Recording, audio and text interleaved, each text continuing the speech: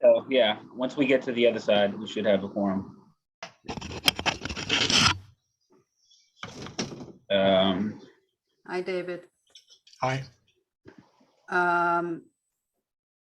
Did Seth work things out with Bobby? Yeah, so he's here. He's just he's on the other side. So let me just. Okay. Just let me know when I should open the meeting.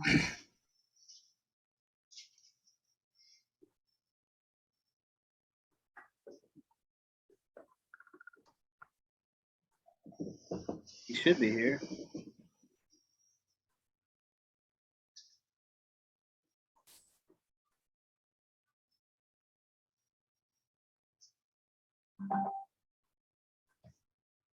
See what's going on. Okay, maybe that's Bobby as Zoom user.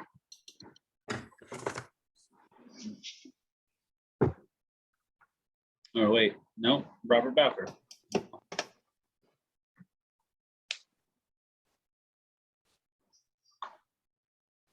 There's Bobby. Good evening. Hey, Bobby. How's it going? All right, so Zoom user is actually Joe Apicella. So let me just put him back in.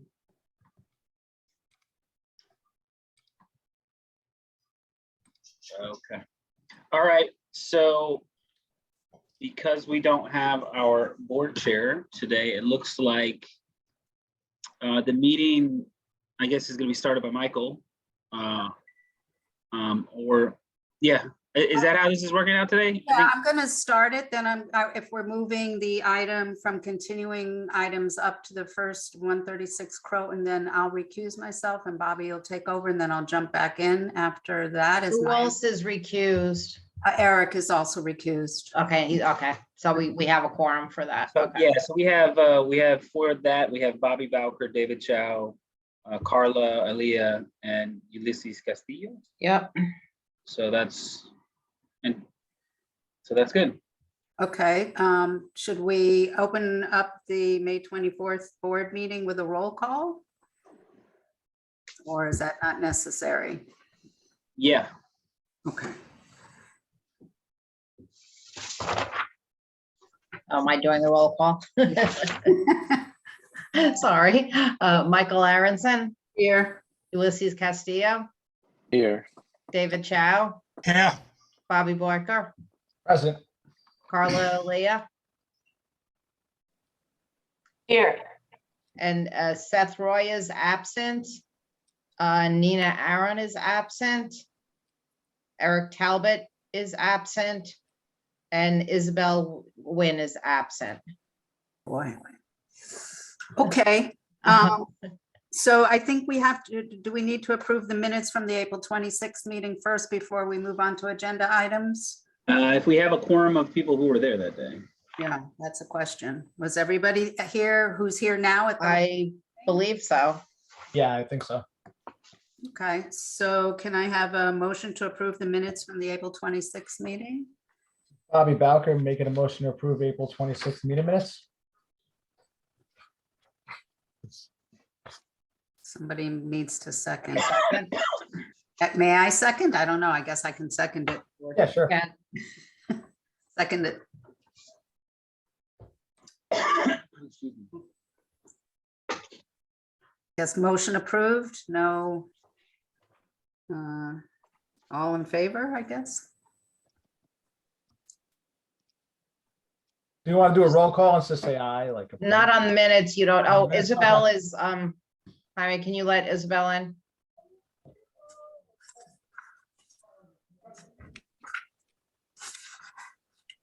If there's no objections, The minutes are approved. yes. Okay, great. So it's my understanding, instead of starting with new business of the board, we're going to start with continuing business, which is item PB 1520-21 and BAR 1620-21. And I'm going to turn it over to Bobby Bowker and recuse myself from this item. got it. If y'all can hold on, I'm just trying to help Craig, the arborist, get home.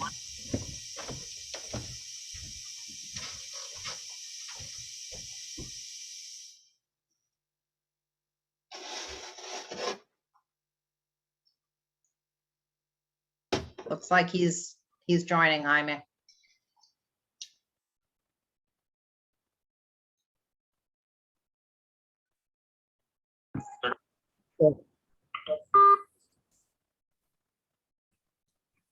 How's it going, Craig?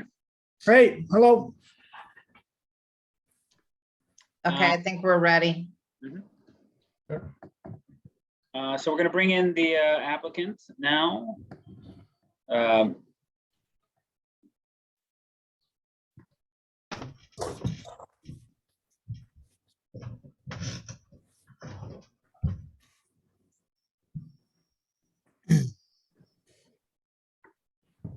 Okay, so we have Michael Zarin, we have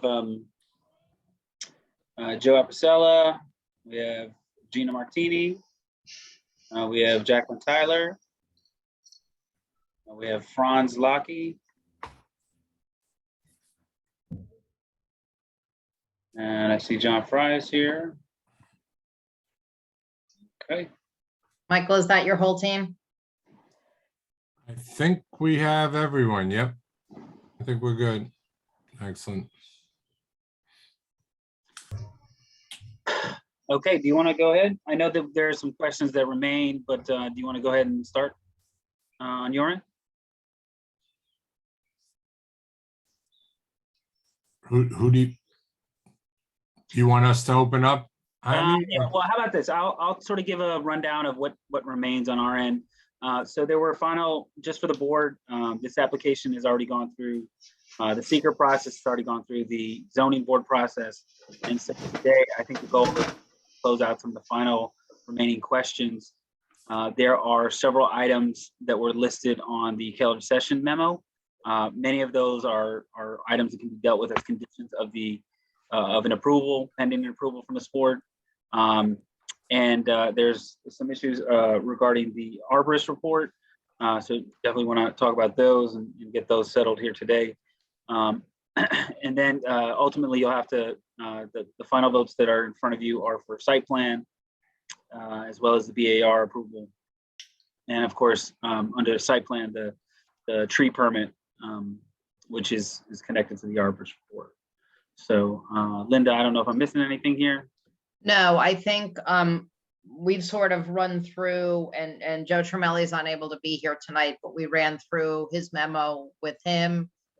We believe that most of the open items are things that can easily be conditions to be satisfied prior to the issuance of a building permit. We had one question about whether the change in the parking could be accommodated, and I believe that the applicant has submitted a revised parking plan, which reflects that change with the, I think it's 3 handicap spaces. So the last item that we believed was still open and needed some discussion related to the Arborist Report. And so the village arborist is here with us tonight, which is why for anybody watching, this has been moved up to first, so that the arborist could give his input and not have to stick around for the entire meeting. Thank you, thank you. Thank you, Mr. Stevens. We've never gotten such elite treatment. There you go. So We're But usually, Michael, you have to stay till the end of the meeting. that's why I got the bunk beds. So with that, I don't know, Jaime, do you want to have Craig summarize? Yeah, I mean, I think it'd be good for Craig to summarize. And then I think at that point, we can hand it over to the applicant to talk about their response to the memo. They did just get the response a couple of days ago. So not a couple of days ago, 1 day ago.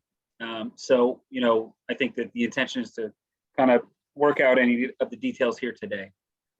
Because they were unable to, get a formal response in writing in time for it to be considered by this board. So just have to handle it through discussion. So Craig, do you want to talk a little bit about your report? Yeah, I submitted a letter to Jaime and to the village. So the inventory work was very accurate. There's a lot of Norway maples in there. There's a few maybe oak trees, but I guess when I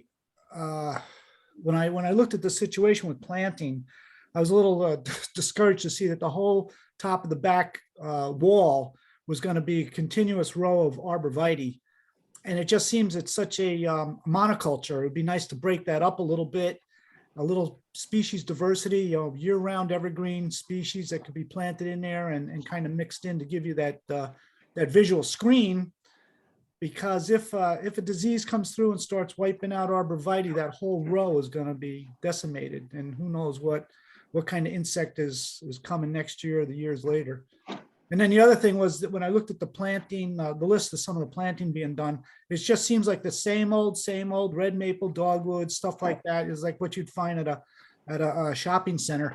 So it'd be nice to see a little bit of diversity there for the senior citizens that are going to be living there and enjoy some diversity. And Austin, being a diverse community, deserves some diversity.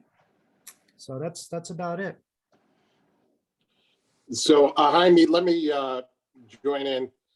Greg, thank you so much. And we can't say we disagree with your comments. I think your comments are well placed, particularly some of the indigenous species that are there now have been identified. And we also share your concern for the Arborvitae to the rear, understanding that we made, and I know you're coming in very, very late in this process, but very, very important part of it.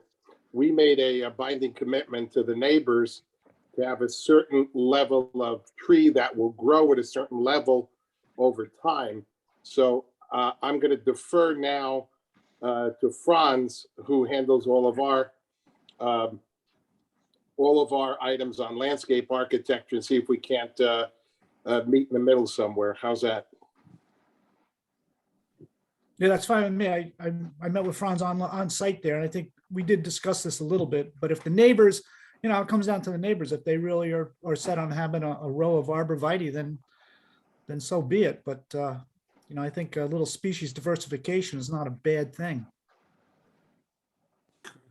If I could, Craig, before Franz just jumps in, I mean, look, we'd be happy to diversify. I think the issue becomes for the two of us, both of us, is we did make a commitment to the neighbors. They wanted a fast-growing, robust screen there, and the arborvitae was considered to meet that criteria. So while we'd be happy to, put a little diversity in, our concern is that we both expose ourselves to the neighbors claiming that, we double dealed in this particular. So that's the sort of constraint to the planning board we're dealing with. The neighbors like this. So I do, I want to mention to the board here that, we don't have any formal comments from the public one way or the other saying that they do like this or they don't like this. I do have an informal note from a property owner that was asking for more information about this project. And essentially that neighbor who I think desired to not go on the record with things did say that they're no longer actively fighting the project because they are happy now that they put in the large arborvitae. So that's literally the only comment. And again, it's not an official comment to the board, but it was a comment that was written to me in an email noting specifically that they did like that arborvitae. I think, from the planner's perspective, I guess tree diversity is better, but I'm concerned also that the community seems to be pretty persistent in this issue of screening that they brought up a number of times. And ultimately the only comment that I got back after that, sort of heavy, not opposition, but I guess heavy, concern from the community. It wasn't until those large arborvitae went in that we stopped hearing from the neighbors. And I only received one comment from anybody after the fact, and that was a comment in support. So. Franz, can you respond, please, to what we're thinking at this point? And of course, we defer to the chairman, to Bob in this case, and the planning board. Okay, so as everyone's kind of alluded to here, our concern is what we had told the neighbors and what we were putting in there. We have no issue from a site landscaping perspective. And it's like I pointed out, it's better to diversify more of the trees. I would suggest putting in some eastern red cedar and some white pine, mixing it in with those trees, with the arborvitaes, maybe take a third of the arborvitaes out and put in a mixture of the eastern red cedar and white pines throughout. And that's certainly something that the applicant here is willing to do. Again, it's kind of the balance between what we told the public and what the public seems to be happy with, versus what's now late in the game being potentially changed. So I kind of leave that up to the board on their discretion on how you prefer that to be handled at this point. I know last hearing we had discussed, everyone was on board. All right, let's leave the arborvitaes in here because we had discussed this arborvitaes at length already. And they said just leave them as is, and the only thing left was just to have Craig come out there and make sure that our arborist did a professional job, which he says that they did. In addition, Craig mentions wanting to add some more diversity between the maples and the dogwoods. I suggest, so there's 5 red maples and 10 dogwoods. Basically adding in alternatives to the maples, like a pin oak, and Craig, jump in if you have any other suggestions, but a pin oak and perhaps a magnolia as alternatives to the maple, and just take those 3 species, split them up amongst the site, and we're good there. And then instead of the dogwoods, which is a flowering ornamental tree, like an American plum and a downy serviceberry. Craig. The plum, no, Franz, you and I agree. I think, and we talked about having a basswood, if the space allows, to have a basswood for a nice shade tree, a silverleaf basswood, linden. I mean, that's an idea. And then the plum tree, stay away from that because black knot's killing them all. They're hard to find them because the nurseries don't want to sell them because black knot's just taking over. Is there another ornamental tree you would suggest? Well, even, crepe myrtle, boy, you see some of these growing, they flower in the summer. They're beautiful. They've got great bark, nice fall foliage. It's a large shrub, small tree. Crepe myrtles are good. And then something that flowers in the summer, like a golden chain tree, a golden rain tree. There's some that flowers in the summer. And I don't know if we talked about this or not, but oh man, Rose of Sharon, flowers in the summer. Get a little diversity like that. River birch. River birch would be a nice tree to see out there, or a paper barked maple. Again, it's getting away from the same old stuff. So what we'll do with the dogwoods, we'll take 3 of the species that Craig just had listed off here, and take the 10 trees between dogwoods and 2 to 3 other species that he just mentioned, and we'll split them up and diversify the front. And then this way we have a diversity in the front or the rest of the site, and then potentially leaving the arborvitaes or adding in some diversity. I'm going to leave that up to the board to decide on how we want to handle that, with considering the public's interest in it. Franz, I have a question for you. What are the size of the arborvitae trees when they are planted on the backside of the building, viewed from Prospect and Watson?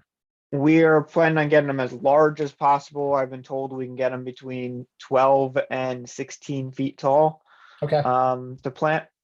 So.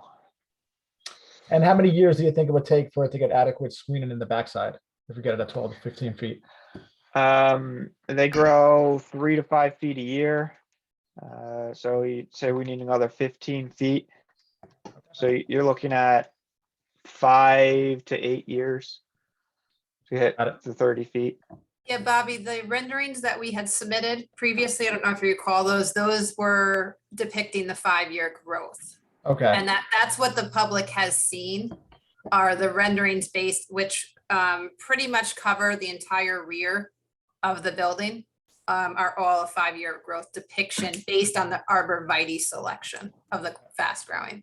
Thank you, Jacqueline. And I don't think, in my opinion, I don't think we need to have diversity of trees in the back. I think the most important thing on the backside is we have good screening and coverage from the residents that currently exist there. That's just my opinion. Anyone else on the board wants to speak on that as well? I agree with you, especially that residents have already seen those plans. I think changing it at this point is a little sleight of hand. I would value the privacy more if I were on that side. And if you have the diversity on the front or elsewhere where it's more visible, I think I'm okay with that. Agreed.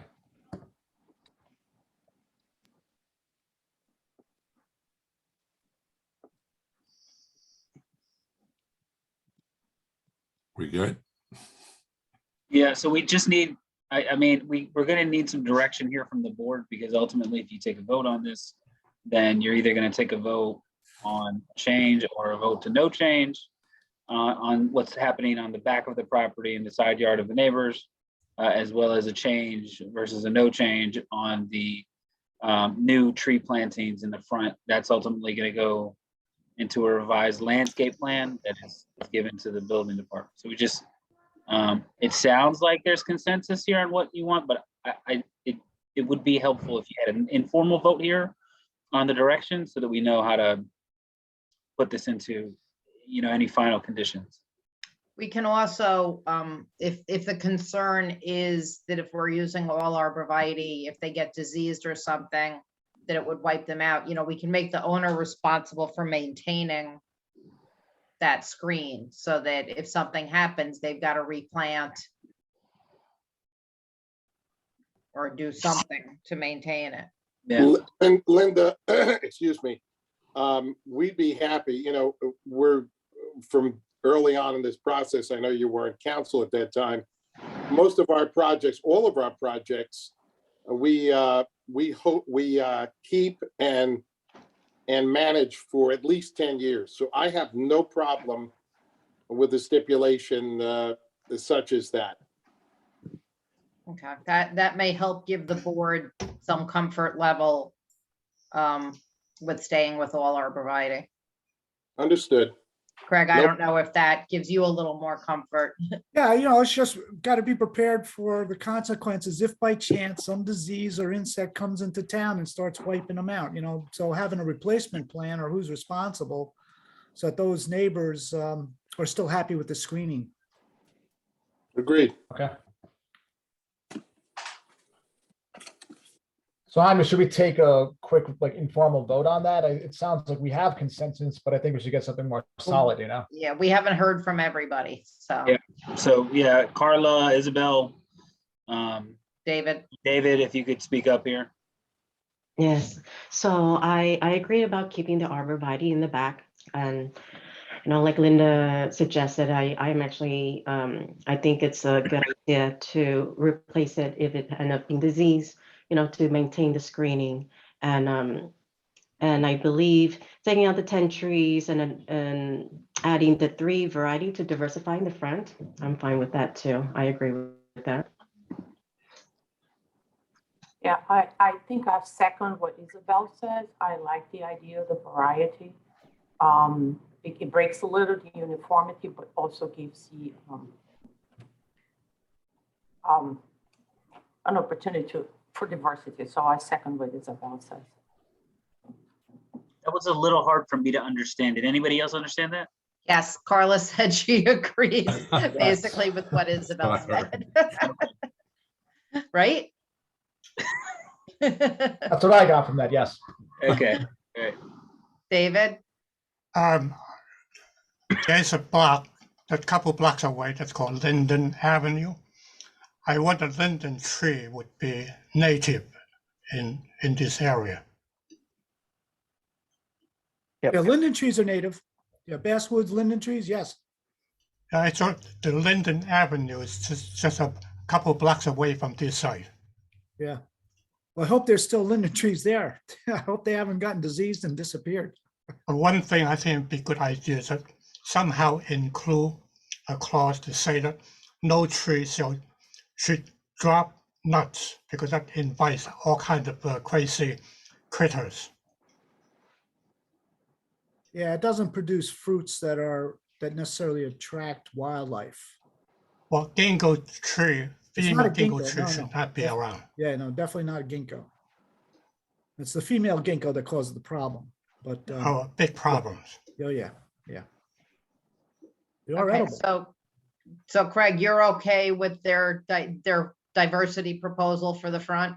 Yeah, I think as, whatever they choose to do, it just wants a little diversity, because the same old red maple stuff and the dogwood, it's just like it's what they'd put in a shopping mall, so let's jazz it up a little bit. It's not, As the dogwood tree, there have been a lot of disease with dogwood trees in this area.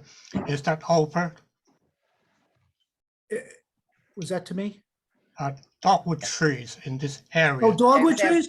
Yeah, I would shy away from dogwood trees because they tend to be an understory tree. They get anthracnose, they get bark borers. Again, you kind of see them everywhere. Let's get some diversity going on here. So do you want them to eliminate all the dogwoods? Because I think I they think, were proposing to keep a few, right, Franz? yeah, Correct. whether they're 5 dogwoods or 10, something like that, There's 10, so yeah, we'll take three different varieties and we'll split them up between yeah. there, so 3 each I roughly. mean, they don't take up a lot of space. It's not a big it's not a big decision with the space that's available. It's just breaking up the species a little bit. And when the time of year they flower, you got dogwoods, they all flower at the same time and they're gone. So get something that flowers at different times of the year. And Yep. they're gone now. Yeah, yeah. Thank God. Everybody in my house is allergic. Got one sitting right in front of my house. My whole block is covered in dogwoods. All right, so I think that takes care of the open issues from the Arborist report. Did anybody on the board have any other open issues, concerns about the Kellard comments or the architectural? I think you were all pretty much satisfied with the architectural changes at the last meeting. Yes, I was definitely. Same, I'm fine with the architectural from last week. Yeah, same here.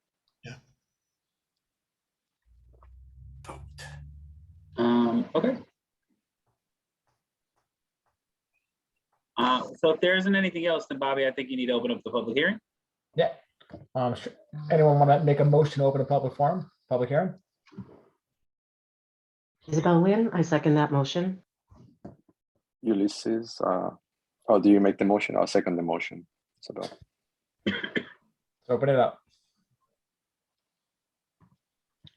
All right, we have Jerry.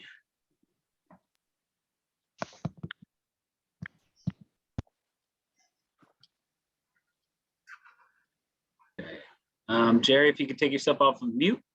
Okay, I'm on unmute. Can you hear me? Yes, ma'am.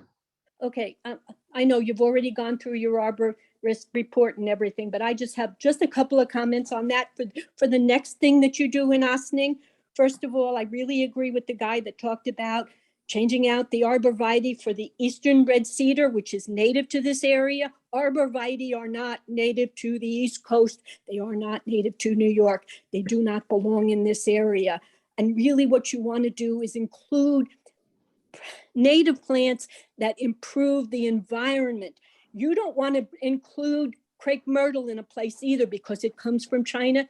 Actually, it is not native. They're all over Norfolk and they're beautiful, et cetera, but they don't support anything. The oak trees, you look at Doug Talmy and all the environmentalists, yes, you want to go with oak trees. I would question the one thing about the pin oak because the pin oak needs a hell of a lot of water. If you've got an area that's got a lot of water, it's kind of like a river birch, it's kind of like a beech tree, they need a lot of water. But I just want to say, please, in the next time you come to consider the trees that you're going to put in, think native, think non-invasive, not the Norway maple, not not the crepe myrtle, it supports nothing. What you really want to do is support, truthfully, a lot of insects. The insects and the caterpillars, they are the bottom of the food chain. They feed all the birds. It diversifies the environment. It makes it a better ecosystem for everybody, people, animals, and everything else.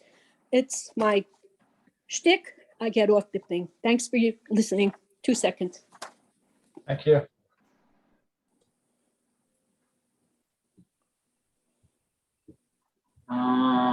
That is the only person we have for comment, and we did not receive any comments in the email. So that's it. The Arborvitae there is a native species, Arborvitae, Thuja occidentalis. Now the giant, the little, what are they, the big giants? Big giant, yeah, I think they're just a variety of Thuja occidentalis, which is northern cedar, and it's native all through northern New York State, Vermont, New Hampshire, Maine. The whole area is northern white cedar, and it's Arborvitae. It's not a cedar at all. It's Thuja is the genus. Franz, you got me on that one? Sounds about right. Yeah. So I mean, should we make a motion to close public forum? Yes. Bobby Bowker making a motion to close public forum. Ulysses second the motion to close the public forum. Thanks for the info, Craig. Very insightful. So I have a question. Were other similar species to Arborvitae considered for that back end, or is that really like the best choice for screening and something that will grow to that certain height and in that amount of time? It's really the fastest growing one, and Yeah. that was the concern of the neighbors. I it think makes the a original, pretty thick. It makes a pretty thick visual screen, that's for sure. the original drawings did have like a mixture of different types of trees, if I recall. So the green giant arborvitaes were not proposed until several neighbors down the block came in expressing concern that people would be able to look into their backyards, at which point the landscaping plan was changed. But the original one had, I think, 3 or 4 different types of trees in the back. There was a mixture of shrubs, evergreens, deciduous trees, all throughout back there. So the Arborvitae really sounds like it's of all the evergreens, let's say that one of the fastest growing and the one that gets a lot of coverage. And it's deer resistant, so that helps. Yeah, when I saw that they were planting the green giants, I said, well, I don't think you get a lot of deer in this part of the neighborhood, but anyhow, it is pretty good for resistance to deer. I've seen deer. I don't know in that part of the neighborhood. How do they get through the traffic?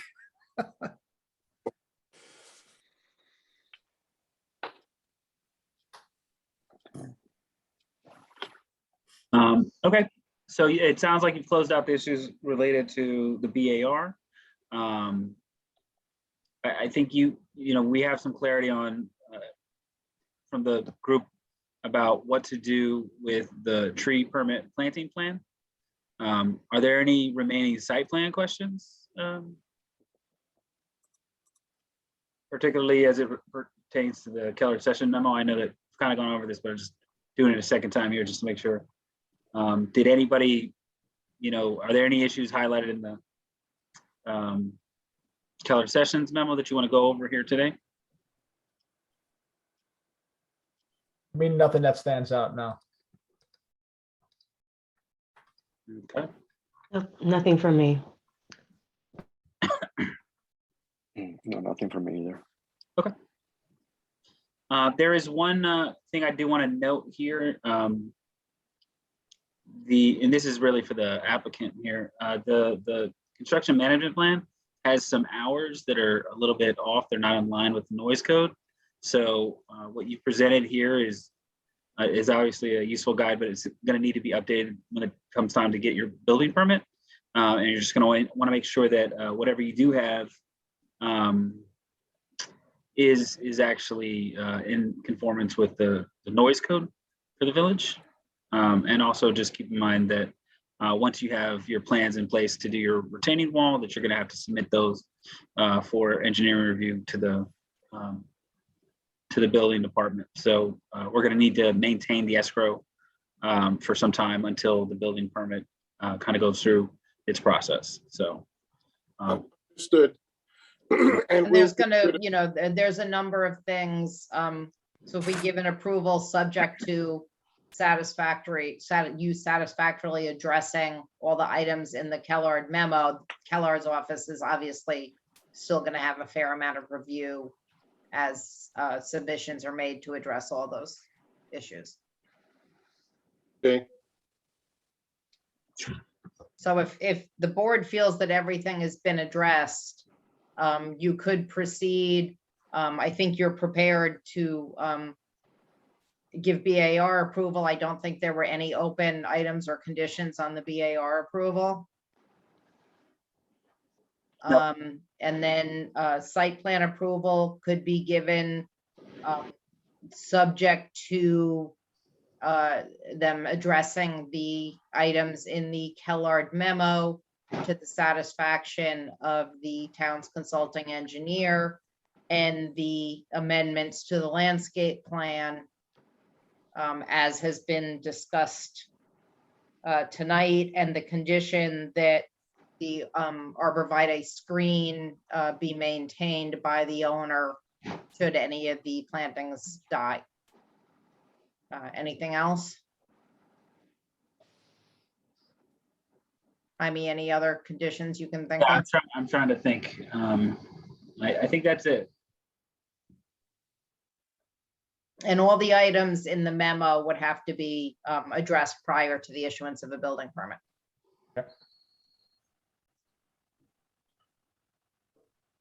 So I guess we have enough info to go ahead with a vote on. Well, BAR there are a now, couple right? items, real quickly, I'm sorry, Linda, Yeah. there were some items on the list that I think were maybe issues of CO, and there were some, the bulk of them were, I think, issues that pertain to the building permit, but I think there were some issues that pertain to CO. The only, so, My question, I think, was one of them. sorry, prior to CO was, yes, the I&I.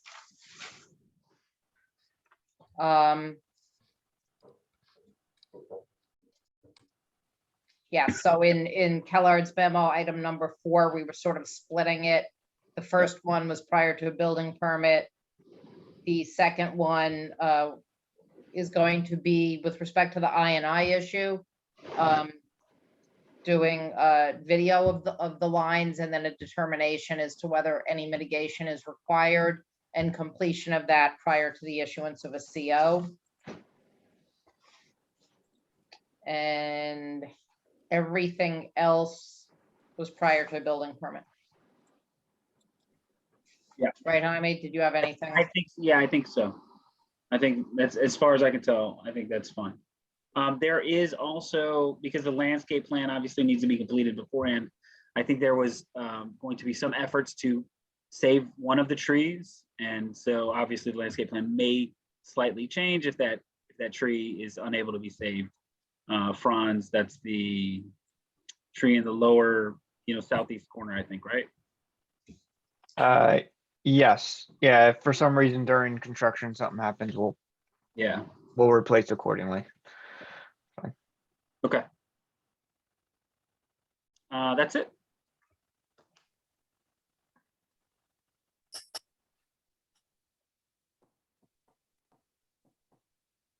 So Bobby, I think I cut you off. I apologize.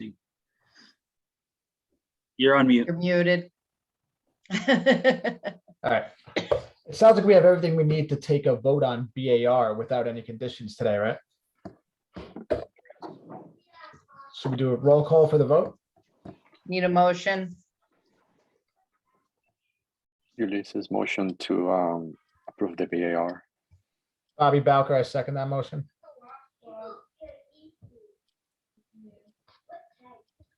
Okay, Ulysses Castillo, Aye. Bobby Bowker, Aye. Isabel Nguyen, Aye. Carla Elia, Aye. David Chow. You're muted, David. Aye. Okay, so that passes 5-0. There's one last condition that we didn't mention here. It's sort of part of the Keller Sessions memo, but the condition that they need to go to the tax assessor and get their lot merged. So get the two lots merged. Yes, a letter to the assessor Yeah. requesting the lots be merged. So how many conditions do we have on site plan? 1, 2, 3, 4, 5 conditions. Well, we have three, I think three, but one of them is a letter that has several. Okay. Okay. So, so one of the conditions is the adherence to all the requirements in the Keller Sessions memo. Yep. One of them is the updating of the landscaping plan according to discussions today after deliberations. One is the merging of the lots. And what am I forgetting here, Linda? Am I forgetting something? I think that was it. Okay, all right. So Bobby Bowker making a motion to vote on site plan with stated conditions. Is that okay? Nice broad based. Ulysses second the motion. Bobby Bowker, Aye. Ulysses Castillo, Aye. Isabel Nguyen, Aye. David Chow, Aye. Carla, you back? Yeah. Aye. Carla Lee, aye. And that passes 5-0. Congratulations. Thank you very much. It's been a long process, but I have to tell you, it's been very productive back and forth with the board here, both the zoning board and the planning board. And I think our collaborative effort has made for really beautiful senior housing affordable project there. And I look forward to working with all the members of the board and community.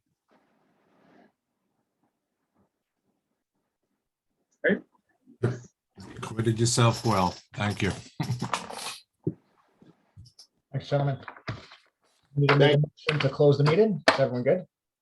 All right, so I think we can have Michael Aronson come back in now. Thanks, guys. Thanks, everybody. Have a great night. Thank you all. Thank you. And Craig, you're off. Thanks. All right. Thank Gotcha. you, Craig. Bye-bye. Thank you. Bye. Figure this out. Okay, so I think we're going to go back to the beginning of the agenda, the new business. Starting with PB 03-2022, 63 South Highland. It's Applicants- adjourned. Oh, it's been adjourned. Yep. Okay. 62 water, right? Well, this was 63 Highland. So the next one is 62 Water. I'm sorry, maybe I don't have the most up-to-date agenda in front of me. I apologize. 62 Water, Planning Board 05-2022. Seeking a conditional use permit for extending the self-storage facility, BAR approval for proposed exterior changes to the building and site plan approval for changes to the parking lot and site. Jaime, can you give us a little bit of background on this, please? So the building obviously is an existing building. It's currently being used as a self-storage facility. The building, I think to the average person outside, it looks like one building. It's actually a bunch of different buildings connected with an interior corridor. So the property is currently being used as part self-storage, part sort of industrial office space. And what they're going to do is they're sort of recalibrating the amount of space dedicated to self-storage versus office space. And they're going to be making some improvements to the parking lot, sort of greening up the space out there, as well as making some exterior improvements so that they can have more outdoor space for the people who are using the building. It doesn't require any variances. They're not adjusting the uses in any way that would make them fall into non-compliance with their parking plan. So they are just here to go through that process. It's not super complicated, but they will come to talk to you about the work that they need to get done here. Again, it's a BAR approval, conditional use permit for extending the self-storage facility, which is a conditional use in this district, and then the site plan amendment. Okay, so is the applicant here? They aren't here. Okay.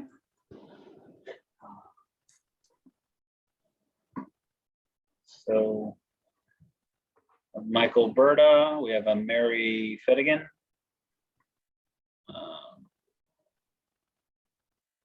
Try to get a sense from them. Michael, if you could take yourself off mute, turn on your camera. Mary, There we go. can you tell me if anybody else is here from your team? Yeah, down in the bottom right, Mary Fedigan. It's actually Bob Fedigan, the Okay. property owner. So Bob is, if he could just take himself off mute and turn on his camera. Is there anyone else? Is that Nope, it? that should be it.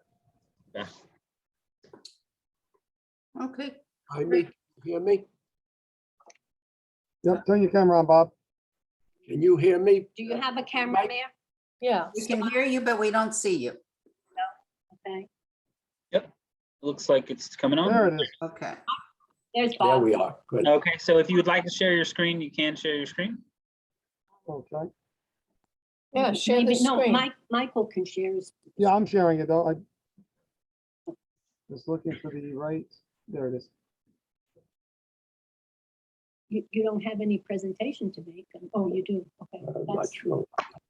that's, I guess that's, There we go. He's my architect. okay, so he's your architect. Yeah, he's Okay.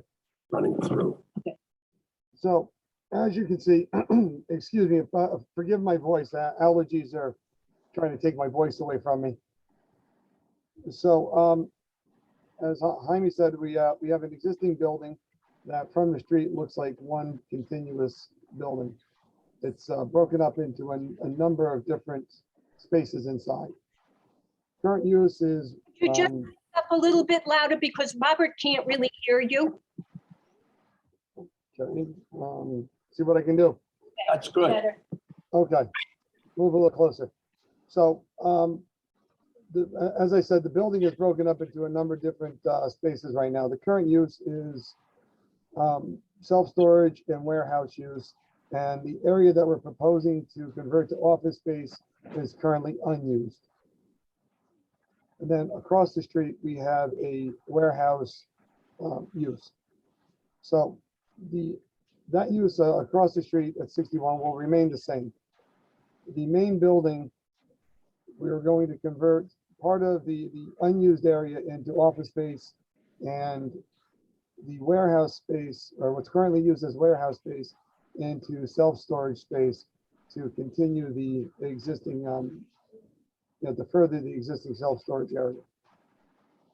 So exterior wise, we're, other than a canopy at the entrance door into the front, into the office space, there are really going to be no exterior changes to the building. And configuration on the lot will remain as is.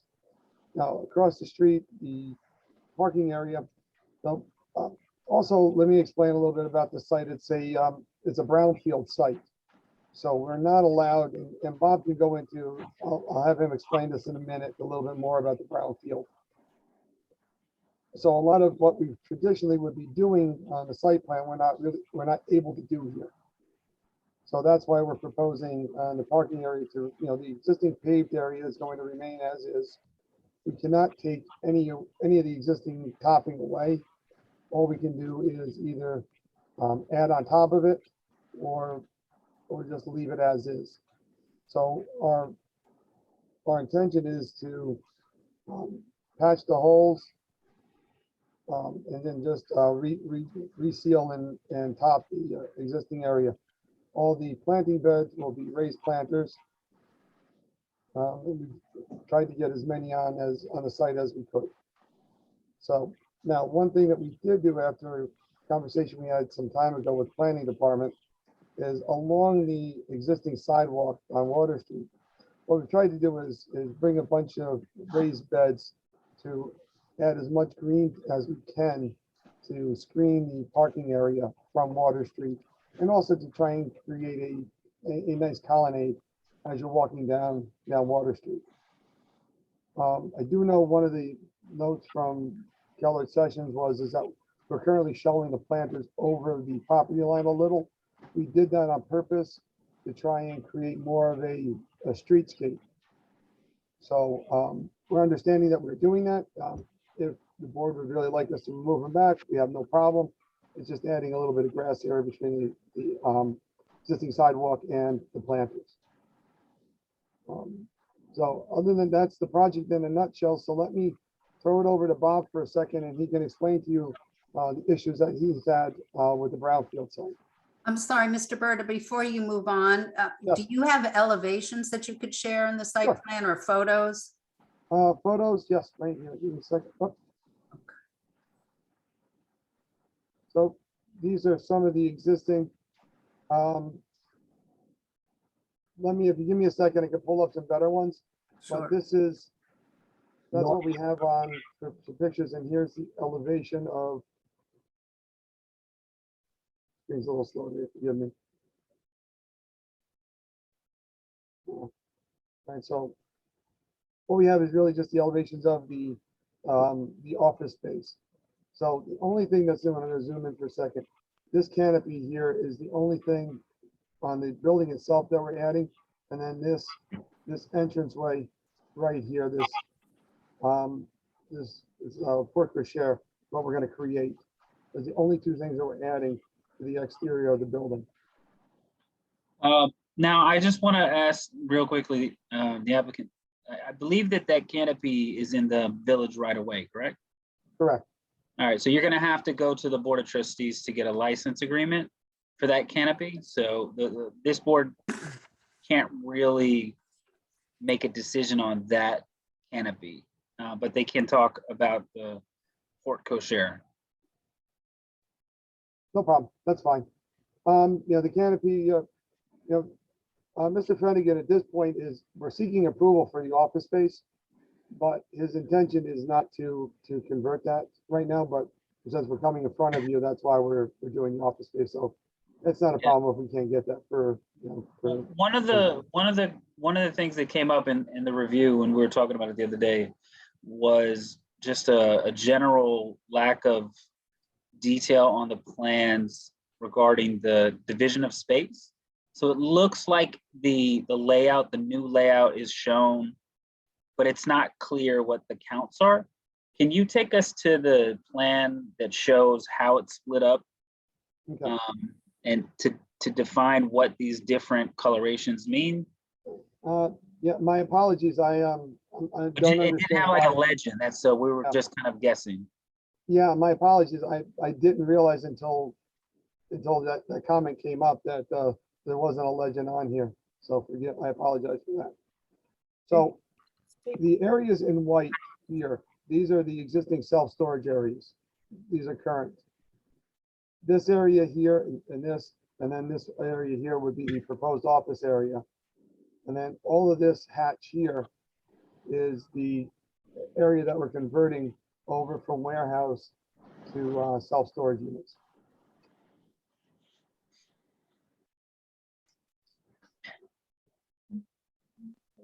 Same, there's a little self-storage also up here on the second floor.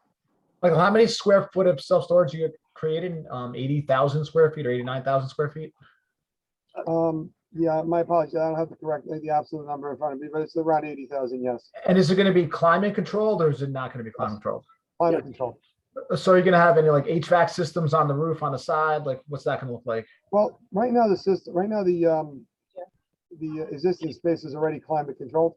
Okay. So the warehouse is climate controlled right now. So there really is going to be no change in added equipment because the self-storage is going to require less than the warehouse because the warehouse space is occupied at times. Yep. So self-storage is, it's a lower, you maintain a lower temperature. So the units that are in place are more than enough to be able to handle the conversion. Got it. Thank you. Want to say something?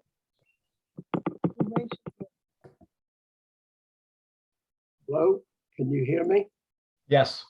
Now, this is Bob Fettigan. I'm the owner. I last came before this board for the self-storage approval in March of 1997. And this is the first time I'm back asking for additional. In the past, we used it basically as self-storage and multi-tenanted industrial / warehousing. With the onset of COVID, we lost 3 or 4 or 5 of our tenants in the warehousing. And we have an increased demand for self-storage to the point we're now keeping a waiting list of Austin residents waiting to use storage. Some of them have gone down to White Plains, up to Peekskill. And this is really what causes us to come before the board. The storage proposed will be a mirror image of the existing storage on the north side of the building. Now, if you can see, I'm going to just raise this layout. This is, can you see this? Pull it up higher. Raise it up a little, Bob. There you go. Yeah, it's a little hard to see. If that's been posted to the agenda, we can just pull it up from the agenda. Has it been posted? It's not. It's something that Bob just received. This is one particular section of the south side of the building that we're looking to convert.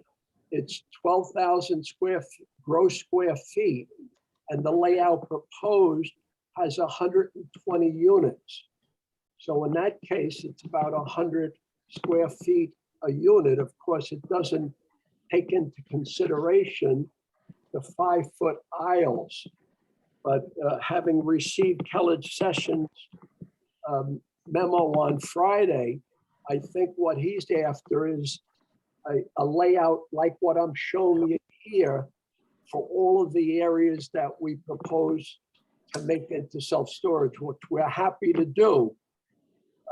We've been operating based on the average square foot on the north side of the building and asking for permission for additional units, and thus the parking accorded to that, based on that. But I have no problem whatsoever to convert every area that we're proposing into an actual layout. And anybody's interested, you know, we're open 7 days a week. We're really a service business, 8 to 8, Monday through Friday, 9 to 6 on Saturday, 11 to 4 on Sunday. Anytime anybody wants to stop in and take a look at our existing storage, this is going to be literally a mirror image of that on the south side of the complex. I don't know that he was actually looking for that kind of a detailed layout on how the self-storage units are. What we were trying to understand and what the Keller memo was asking for is really what your architect just walked us through, which is to be able to understand what sections of the building are being converted. Right, Jaime? That was really. Well, I think, yes, that's correct.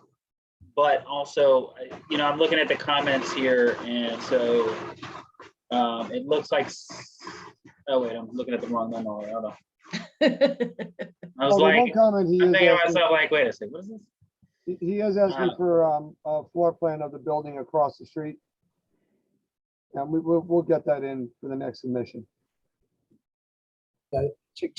Presently leased to Mirage Mirror and Glass, and they use it for manufacturing custom shower doors and windows of different varieties, and they have office space in the middle. About 3 years ago, we rehabbed that building and put a new front facade, side facades, and a new roof on that. I've been very happy with the reaction to it.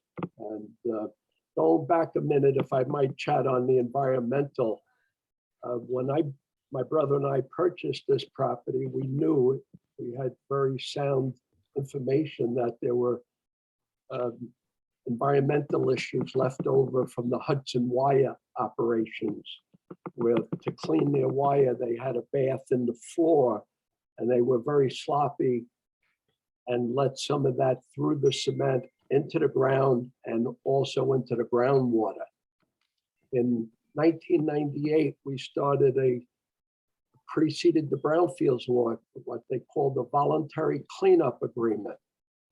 And that subsequently, when the law came into New York State, in about 2000, we converted to the brownfields program.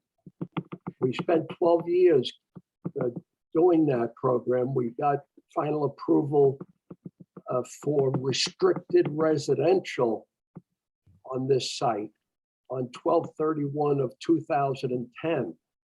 And part of the agreement we have is to keep a cap on the areas like the parking lots, etc. So that's part of the remediation agreement. And thus, we couldn't design it the way we wanted, but we went to a environmental landscape architect to lay out what you see in the proposal. So we look forward to, making the parking more interesting, visually so, but we do have some limitations based on our agreement with New York State Department of Environmental Conservation, which I forwarded to Jaime so that he would know the parameters that we're dealing with in.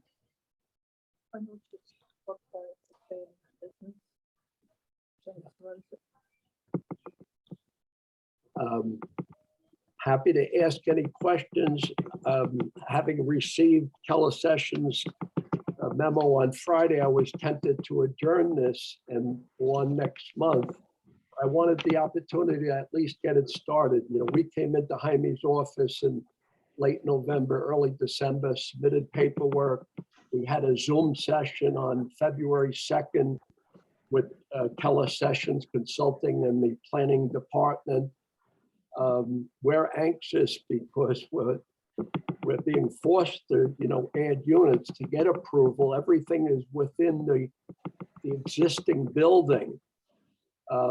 But we're happy to make the improvements. I mean, that's what it's all about as you go forward. We're a family business. My brother and I have this and Wappingers Falls. My son, James, runs the Ossining building, both the mini storage center and the south side, what we call the Wire Mill Industrial Park. So I have nothing but good experience with this board, from Barbara being the initial chair to Joe Clark, we came before.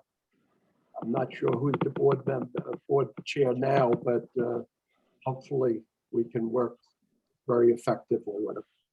Well, thank you, Mr. Fettigan, and thank you, Mr. Berta, for the presentation. I guess I need to ask Jaime and Linda. At this point, I believe there are some outstanding questions from the Kellard Sessions memo, and I don't think there's anybody from Kellard here. So what steps can we or should we take today? So I think first my question is this is a question to Linda, but I believe that this is a type 2 action, but I want to just verify that with you, Linda. Correct. This is a type 2 under secret. Yeah. So there are several comments that are here from Kellard Sessions. For the most part, I think they're pretty easy to deal with. I think you can go through them all right now. There is a slight concern that I have about the calculation of parking and space because there's a discrepancy in the plans. That's really it's not a big point if it's correct. If all of their numbers are correct and we can determine what those numbers are tonight, then I think that you can probably vote on this tonight. Alternatively, we could just get them to write up a written response and provide updated drawings, and I think you'd be in a place to vote next month. The questions are not substantive. The first one is just sort of answering the conditional use permit questions, which you have to do as a part of that conditional use. The second question is the one that deals with the determination of the square footage And so just trying to verify that, and that's really something that needs to be done on the plans either way. So they wouldn't be able to move forward with a, with the building department either unless those plans were prepared, which is probably a good reason to just stay a decision today. The third question also relates to just some of the drawing questions. The landscaping plan question, I think, has been answered somewhat sufficiently here. It's because of the brownfields that they've decided to do that. And I think that you would want them to move those drawings to have those raised beds entirely on the property line, just so that there isn't some follow-up approval that they would have to receive from the Board of Trustees to move forward with their plan. And then the fifth question is about a condition on the light fixtures that would be installed in the rear of the property, and that would just be something that could be handled as a condition of the approval. The sixth one regards the asphalt plan, and so the detail, I think that's generally just detail that could be provided as a condition of the approval. It's not necessarily something that the board needs to have an answer to make a decision. So it's up to you, Michael, and the rest of the board to determine how you want to deal with this. Okay. But if you voted on it today, you could do it with a bunch of conditions. With a bunch of. Probably better to vote to just open a public hearing, adjourn the public hearing, and have them come back next month with a final set of plans. Okay, before we do that, I wanted to just, two questions, one from me. Did I understand you correctly? And maybe this is not the case, that you mentioned that the canopy that's in the village right of way would need Board of Trustees approval. Do we need that before we can act, or is that No. something separate? No, the Board of Trustees almost never acts prior to the planning board. Okay. So no.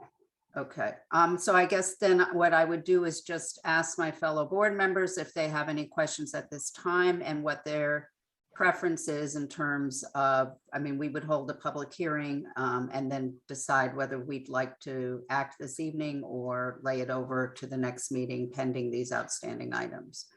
So does anybody else have questions or comments? Not right now, no. No questions from me either. Okay, Right now. I'm sorry, Isabel, I didn't mean to cut you off. David Cautions. I have no cautions. and Carla, I can't tell who's spoken and who hasn't. No questions from me at this time. Okay, all right, so is it appropriate to open this up for a public hearing at this point? Okay, can I get a motion to open a public hearing? Bobby Bowker making a motion to open for public hearing. Ulysses second the motion to open the public hearing. Okay, anybody here, Jaime? Nobody's raising their hand. Okay, then may I get a motion to close the public? Adjourn the public hearing. Adjourn, sorry. Okay, adjourn the public hearing. Ulysses motion to adjourn the public hearing. Isabel Nguyen, I second that motion. Okay. Do we need a roll call for this? No.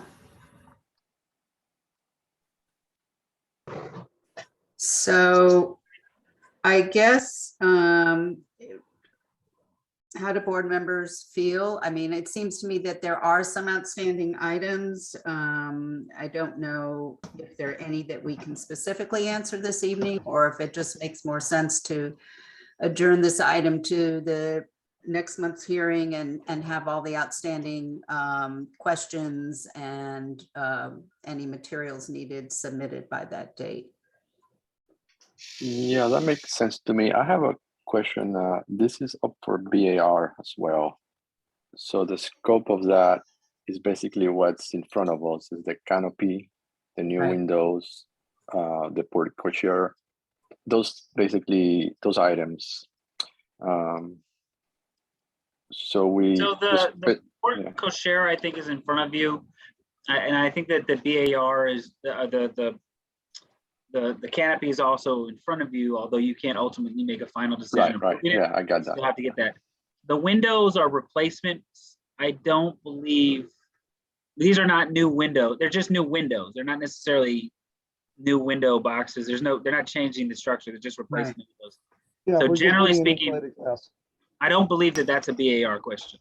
So if they were just going to the building department to say, hey, I want to replace my windows, Okay.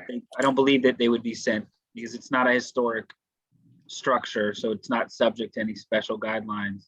If you're Yeah, just there's no new replacing openings or them anything. in It's kind, you know? literally the same opening being replaced with the Yeah. window. Correct.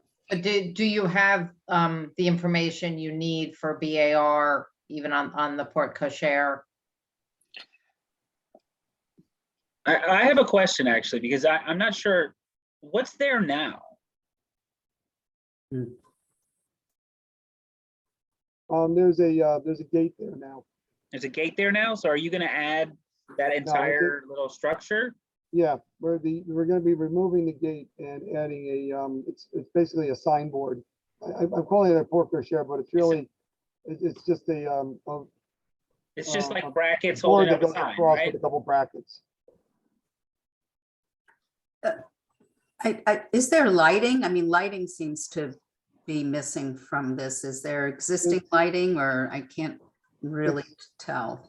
Yeah, it's all existing lighting. That's why I didn't show it on the building. We're not changing any of the lighting that's on the building. It's all existing.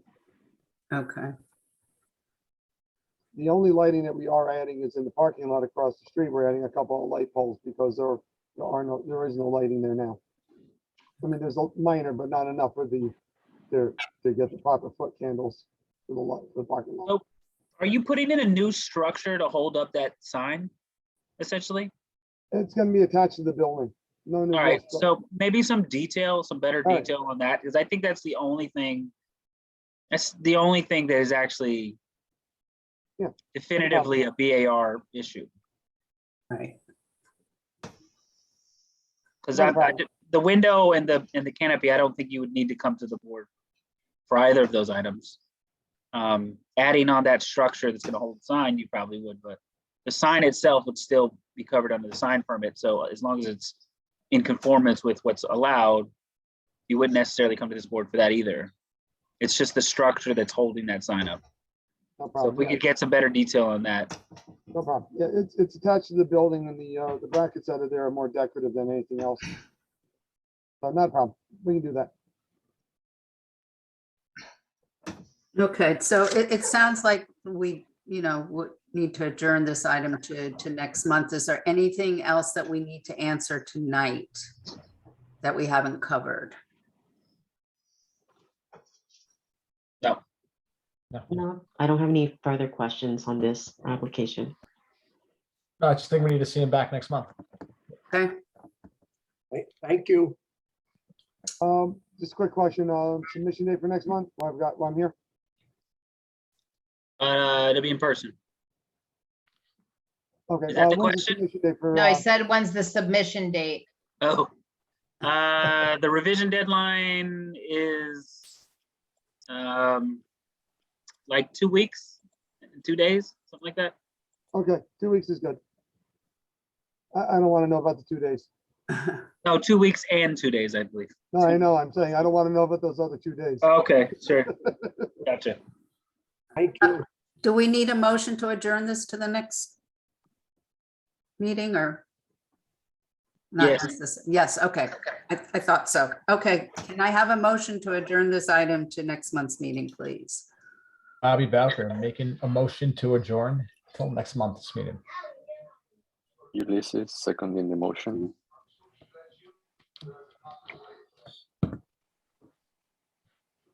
Do we need a roll call?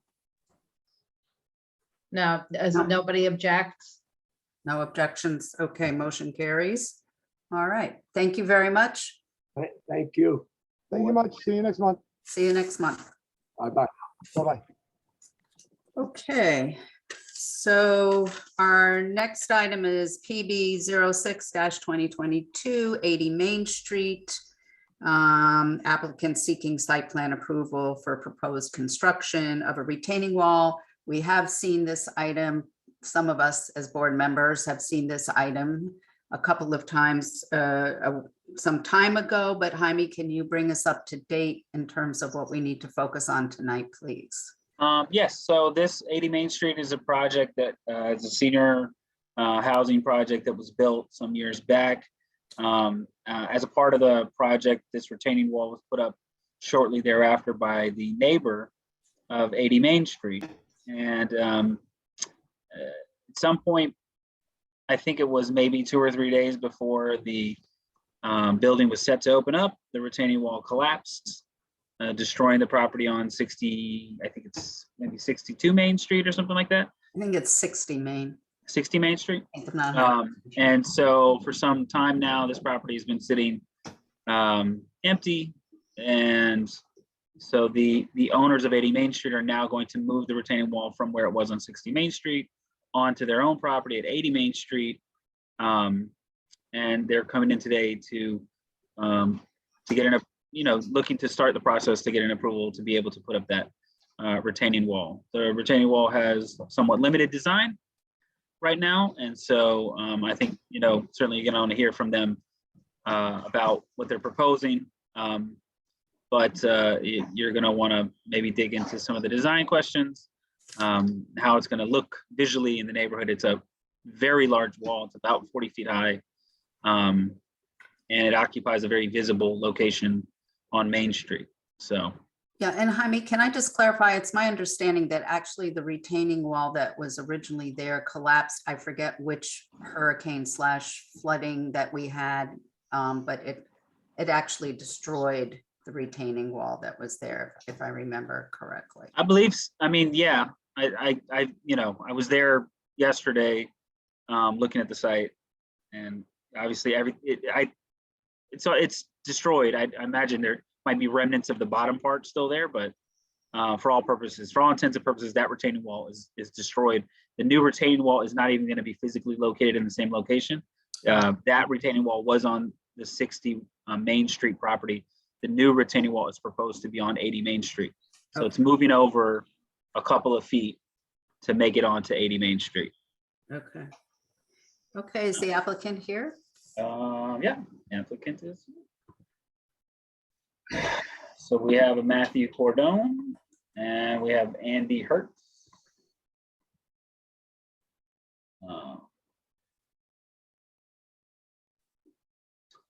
So Matthew and Andy, if you could come off of mute. Good evening, everyone. Good evening. Okay. I'm Matthew Cordone. I'm the architect working with the design team who are proposing this new retaining wall. Andy Hurst is he's the receiver of the property. And I would like to share my screen right now so I can kind of walk through the project. Go ahead. Great, thank you.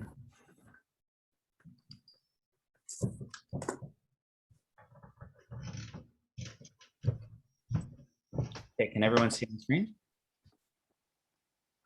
Yeah. Yes. So I do want to start out with the intent of the retaining wall. As Jaime had mentioned, we are proposing to put our retaining wall on our property, eliminating any type of collaboration with 60 Main Street in terms of the location of the wall.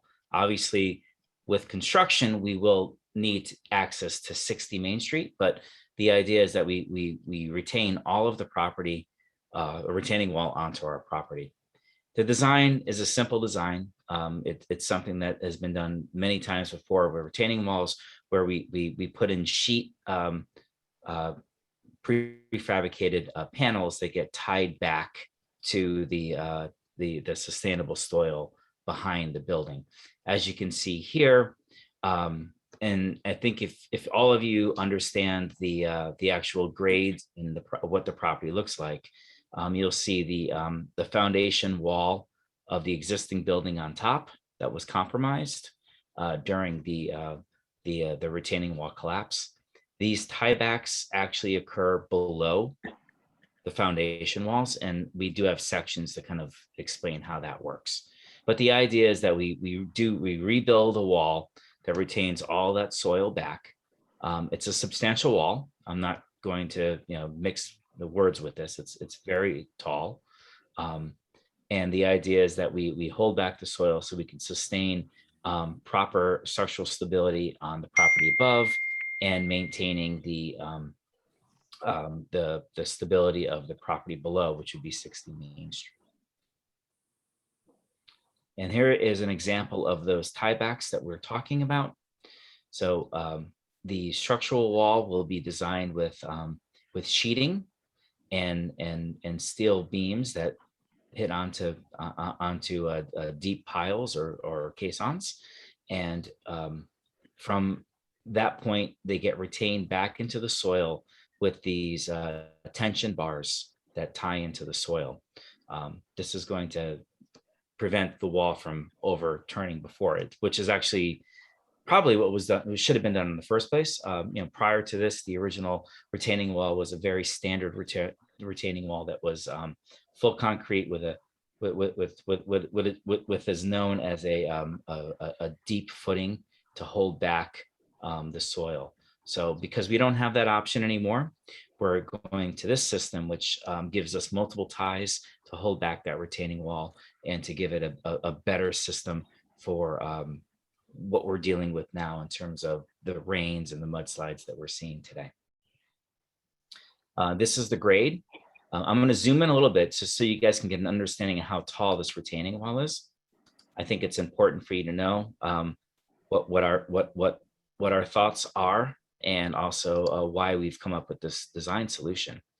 So the top of the wall is at 129 feet above bottom grade, which is basically street level. Pardon my slowness of my mouse right now, but it's just below. It's running away from me. Hang on.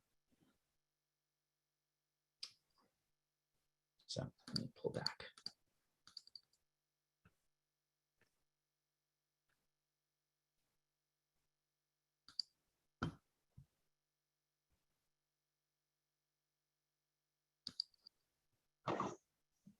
Apologize, guys. Give me 1 second to get this up and running.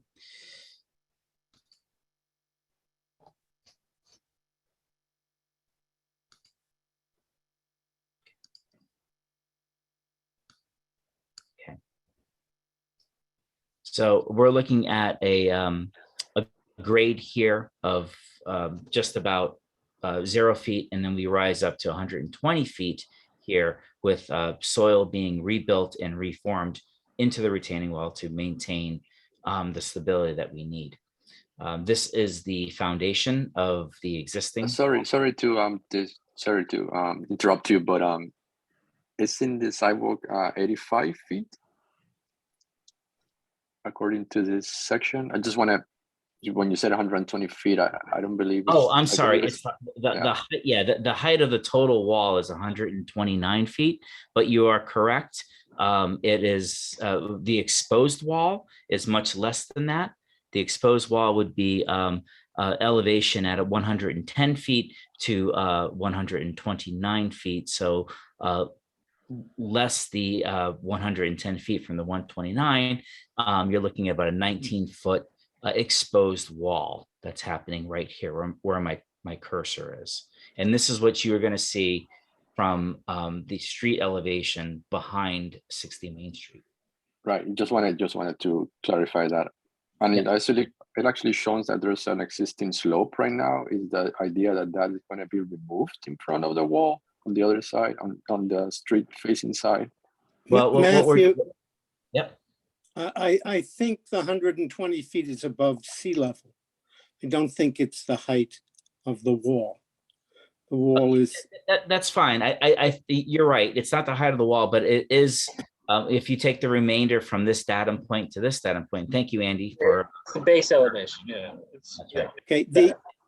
The gray is a rough approximation of the debris from the collapsed wall. It will not be there after the wall is built. So one of the questions that's in the Keller Sessions memo, one of the things we're talking about when we're reviewing this is just questions about what's going to happen with all that excess debris. My understanding is there's some contamination from that debris. So, we were wondering, is there intention on using it as backfill behind the new retaining wall. Matt, you just mentioned that it might actually be staying there, which is surprising, but also we don't really know what the owner of 60 Main Street's intention is to do with that dirt. They may decide to reflatten it out. I would presume that they would want to have that space back because they, part of the reason they put up that retaining wall in the first place was because they wanted to be able to use that site. So 60 Main Street? Yeah. 60 Main Street will be flat to the concrete base that is already there and removed. Okay, Right, so so you're- that dirt will not make. Yeah, No, so- it will not stay. So it's different than what Matt just said. It is what you're saying, Andy, was what I thought was going to happen. What Matt just said was a little bit different. So I do want to clarify. I may have misspoke in my term of description. What I was trying to do to identify was in this diagram that we have is that we do have. Let me get back to the right screen. We do have soil that has been undisturbed that we're definitely not touching. Anything that has been collapsed or removed will definitely be removed, especially on the 60 Main Street side and on our side. We are not leaving any type of polluted or okay, I may have misspoke a little bit here. I think there are concerns about it being contaminated, but there's no verification of that. So I guess the question is to figure out what is your plan with the backfill. Yeah, it's not a question you actually have to answer right now, but it is. We don't have an we will answer. need an answer. We don't have an answer. Right. Yeah. But we know that we cannot leave contaminated fill there, and that proper testing has to be done. So moving forward, I do want to show you the elevation of how we are planning on setting up these walls. And this is a diagrammatic section of what we're going to be seeing behind whatever new structure happens on 60 Main Street. This is that sheet design of retaining wall that'll be inserted between the running caissons and the columns that get tied back in that section that you see. So the idea is that we bring back a retaining wall that holds the soils from the eastern property, our property, from falling down into the western property, which would be 60 Main Street, which is why we're here in the first place. This is a system that we spent a lot of time engineering. We think that this is the most appropriate way of doing this. It also gives the similar visual impact that was once there, which was a very significant retaining wall.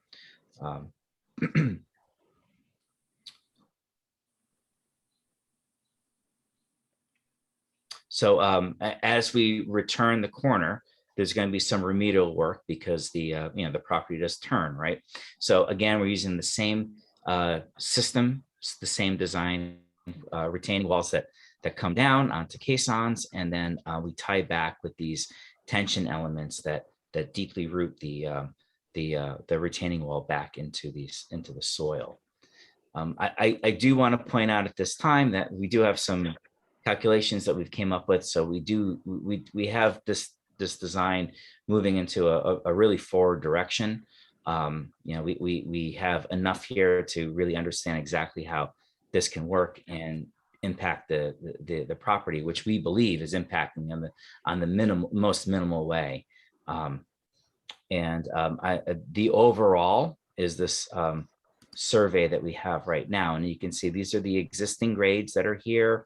We're talking about taking our retaining wall. This is the existing building that's on top. Our retaining wall is this dark line here, right? And what we are proposing to do is to have enough space for a rear yard, lack of a better word. There are apartments up here, but we didn't want to have enough space back here so that when the retaining wall is set, it's on our property. But it does give us a bit of flatness and a little bit of protection.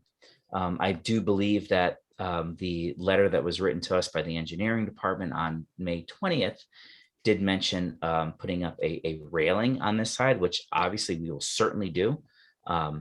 Again, we were really focused on getting this retaining wall through site plan approval and into your eyes, so you can give us your feedback that you need. But regarding to retaining walls and fences on top, that is something that we are certainly definitely going to do. And this is a better drawing of it, where we actually highlighted the wall so you can actually see what's happening. We've got about 20 feet from the extent of the wall to where our new retaining wall is. Matthew, let me add a little flavor to this. Sure. As was pointed out in the Kellard Sessions memo, the prior retaining wall collapsed in August of 2018, almost 4 years ago. Until about 2 years ago, the owner of the property was current with their mortgage, and then they became delinquent and a foreclosure action was started.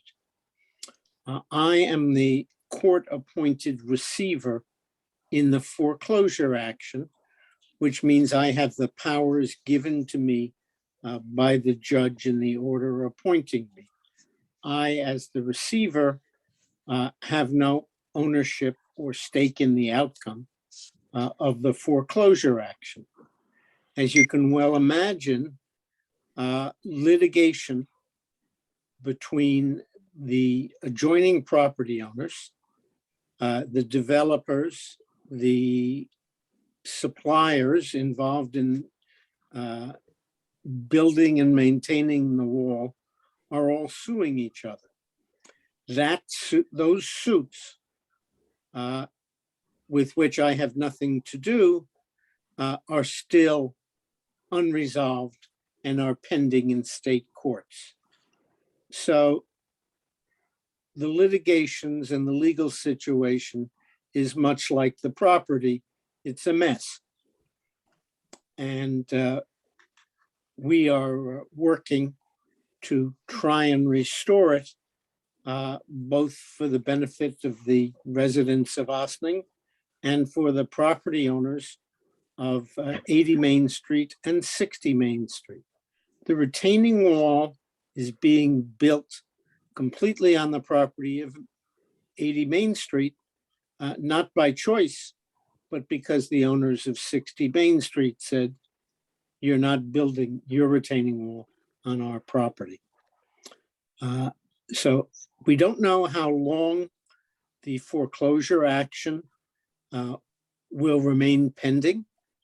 There is a motion for summary judgment pending before the judge, and this is was commenced and is being tried in the federal court in White Plains. But the judge has said he will, in the near future, decide a motion for the summary judgment. And again, although I'm an attorney, I am not representing any party in this action. I'm an officer of the court. So I hope that clarifies some of the questions that you may have. Yeah, that is very helpful. Thank you so much, Mr. Hurst.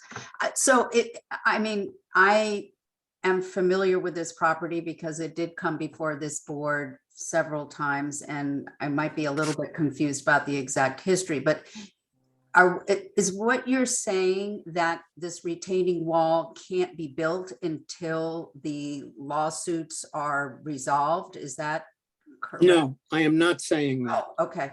Then who is responsible for, if I may ask, financing the construction of the wall? Okay. In a situation like this, you're right, money has to come from someplace. The existing lender has been paying all the expenses. It's been through me as the court-appointed receiver. And those include the real estate taxes, the maintenance, the insurance, and other costs of maintaining it. Once we get site plan approval, we will go out for bids. Okay. And to be totally frank, we got a ballpark bid from a developer whose input was solicited, and it was exceedingly expensive. Right, I can imagine. And you would need cooperation, obviously, from 60 Main to enter the site and start any construction. I know that's not really our purview here. I'm just trying to, so I guess to back up, because I want to turn this over to other board members for questions, but you know, this is a sort of a significant edifice, if you will, that people passing by are going to see. And for me, it's really difficult to tell what this is really going to look like without, you know, an elevation of 80 Main behind it and seeing the colors and the materials themselves in the design of the wall. So that's number one. Number two, I'm not an engineer, so I certainly can't really comment on the methodology of, you know, the proposed retaining wall. But I think it would be helpful to see it in a context of, if I'm walking down the street or driving down the street, what am I really going to see once this is built? The good news is you're not going to see so much. But let me go back to your question about cooperation of 60 Main Street. The answer is we've reached an agreement in principle with the owners of 60 Main Street to give us access to 60 Main Street during the construction. Oh, that's good. In exchange for that, obviously, they're going to want us to contribute dollars to building this wall, which is reduce, you know, the debris is obviously reducing the value of their property. But I don't think it's going to be all that visible. And coincidentally, only after they chose me as the receiver did they tell me where the property was located. But from 1971 to 1990, I lived in the village of Ossining, and for 12 of those years served on, and for a good number of those years was the chairman of the Zoning Board of Appeals. So I went up that hill on a daily basis. All right, well, other board members, I'm So sorry. if I may, real quick, before you start on deliberations, I'm going to share my screen. I kind of want to give a little bit of context here as to what the neighborhood looks like.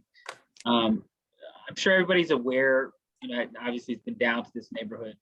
But just as a reminder, it's a district that is obviously already pretty hilly, and probably the most prevalent feature in this area are retaining walls. So there are quite a few retaining walls along Main Street. This is Secor Road that it leads down to the waterfront, and obviously there's this large retaining wall. It's rather nice. It's old, historic, looks great. If you go up here, you sort of stand at the corner, you get a sense of the scale of the retaining wall that's coming in. It's going to be essentially from the grade here all the way up to where this grass kind of starts around here. So it's about 40 feet. It's larger, obviously, than any other retaining wall in the neighborhood.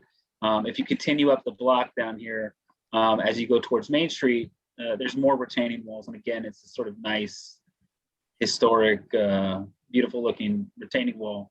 I mean, if you that portion, great. I think, is on 80 Main Street. It is. It is. It is, in fact, on 80 Main Street. And so, you know, as I was down there, I was actually visiting one of the community members who had asked me to visit their house to talk about some of the projects that are over here. And so I sat on that porch right there. And from there, I mean, it's all you can kind of see is the space. So it's a very visible wall. I'm not sort of making any assertions about how the wall as designed right now looks, because they haven't provided any detail on that. But I think that it's really important that the board does provide a focus on what's probably going to be the most visible retaining wall in the neighborhood for the next 50 years, right? Until something gets built on that site that is in front of that wall, which may or may not happen. Agreed. I think that's a fair comment. Yeah, and I would like to point out too that I'd be more than happy to prepare renderings of what the wall is. And, you know, again, this is an engineering exercise to make sure that the soil is fit back, but I'd be more than happy to prepare some renderings that could help explain and communicate what we think this wall could look like. Matthew, can any plantings be affixed to the wall? Like any We kind can of- Yes, we certainly can put plantings on top of the wall. We can certainly grow climbers up the wall as well. Okay. Although it is a quite substantial tall wall. Years ago, I was working on a retaining wall in Harlem, and it was very substantial. It's similar to this one. There was a very large collapse on it, and we were brought on afterward to cut. That's not that West Side Highway wall, is it? Yeah, Castle Village. Yeah. Oh, okay. Yeah, that was that one. I was actually working on the buildings on top, very similar to the same situation I have now, where I'm working on the building on top.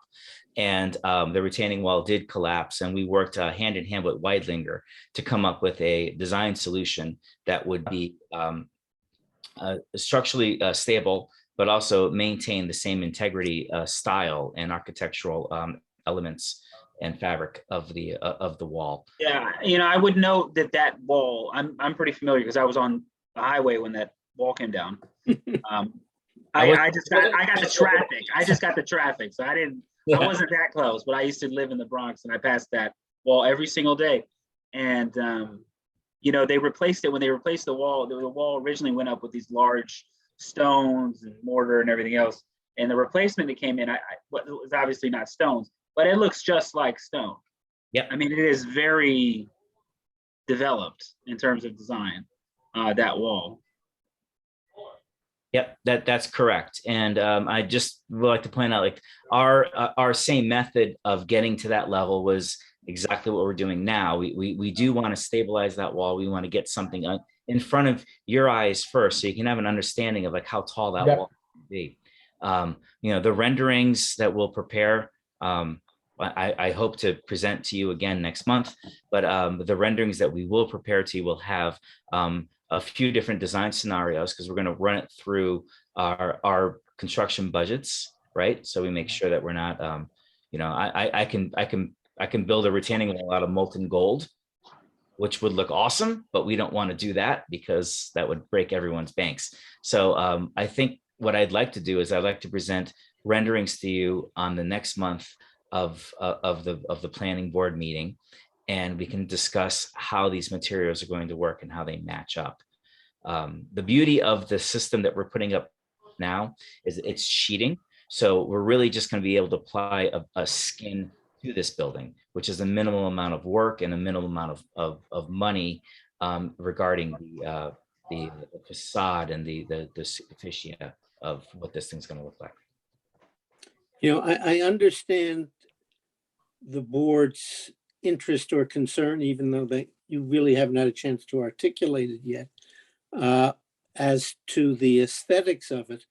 But the more we make it stand out, the more visible and more attraction it is, other than planting and growing things over it, which would hide it to some extent. But I remember a wall was there for years and years and years with the Elks Club behind it. And I don't think people really noticed it. Now, I know when the building presently on 80 Main Street was built, the wall was raised, but I don't think that the amount of the raising of the wall was that significant. I see that the original wall was lower than this new proposed wall based on the section. No. I see there's like a dashing section wall, and it says approximate location of collapsed concrete wall, and it's about 10 feet lower, but I don't know if that's accurate. Shouldn't be. Matthew, do you want to put it back up? I guess my question is, can it be lower? Not much, because if you go back and see where the elevations are for the existing building. Yeah, I just want to quickly throw in for Ulysses' understanding. Part of the reason that needs to maintain walkable space back there is for fire access. So part of the issue that exists right now is there's no fire access on that side of the building, which is why they have to do a retaining wall that preserves as much of the side yard as possible, rather than something else, like a stepped down proposal. Okay, so that elevation is like the side elevation, basically. Yeah, this is what I'm showing here is the rear elevation showing the retaining wall in its full glory, and this box here is the building behind. So we really want to be at grade so we can flatten out. I see. That access. So you want to be at grade so that you can make use of that back space, that elevation, that grade elevation with a fire access road. Or that's correct. So you can actually see it here. This datum line where my cursor is running, that we will be infilling this to make this flat, and that's going to give us a rear yard. And I do side yard. A side, well, yeah, a side yard, right? Can I just ask a really quick question? Because when this was before us the last time, they also needed the space to meet the rear yard or the open space requirements for the building in addition to emergency vehicle access. Is that, since you're pushing the wall closer to the building, do you, Jaime, maybe I'm wrong, but I know that was an issue the last time, that the previous or the current owner was talking about building a deck over the retaining wall to meet the open space requirements for the building. I don't know if that's still the case. I think that might have been part of the discussions at one point. I don't know that made it into the final plan. I had heard something about this additional deck, but the was version after their collapse.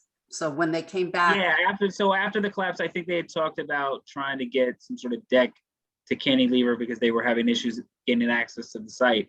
Right. Okay. Part of the problem, and I think Andy, you can explain this a little bit better than I can here, is that there was this legal dispute between 60 Main Street and 80 Main Street, which prevented anything from happening for some time.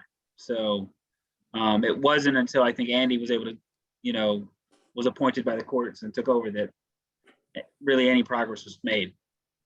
I think that's right, but those lawsuits are continuing.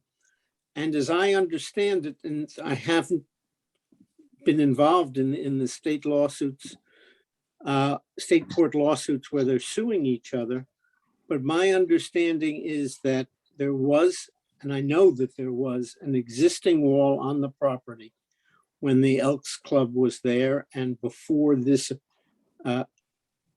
multifamily building was constructed.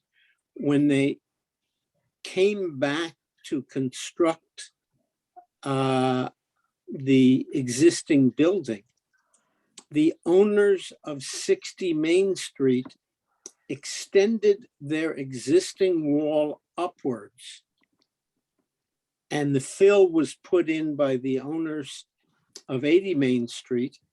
And now everybody's pointing their fingers at everybody saying, you caused it, and everybody's pointing to everybody else. Those lawsuits are not resolved, but they are not stopping us from moving forward with the reconstruction of the building and the reconstruction of the retaining wall.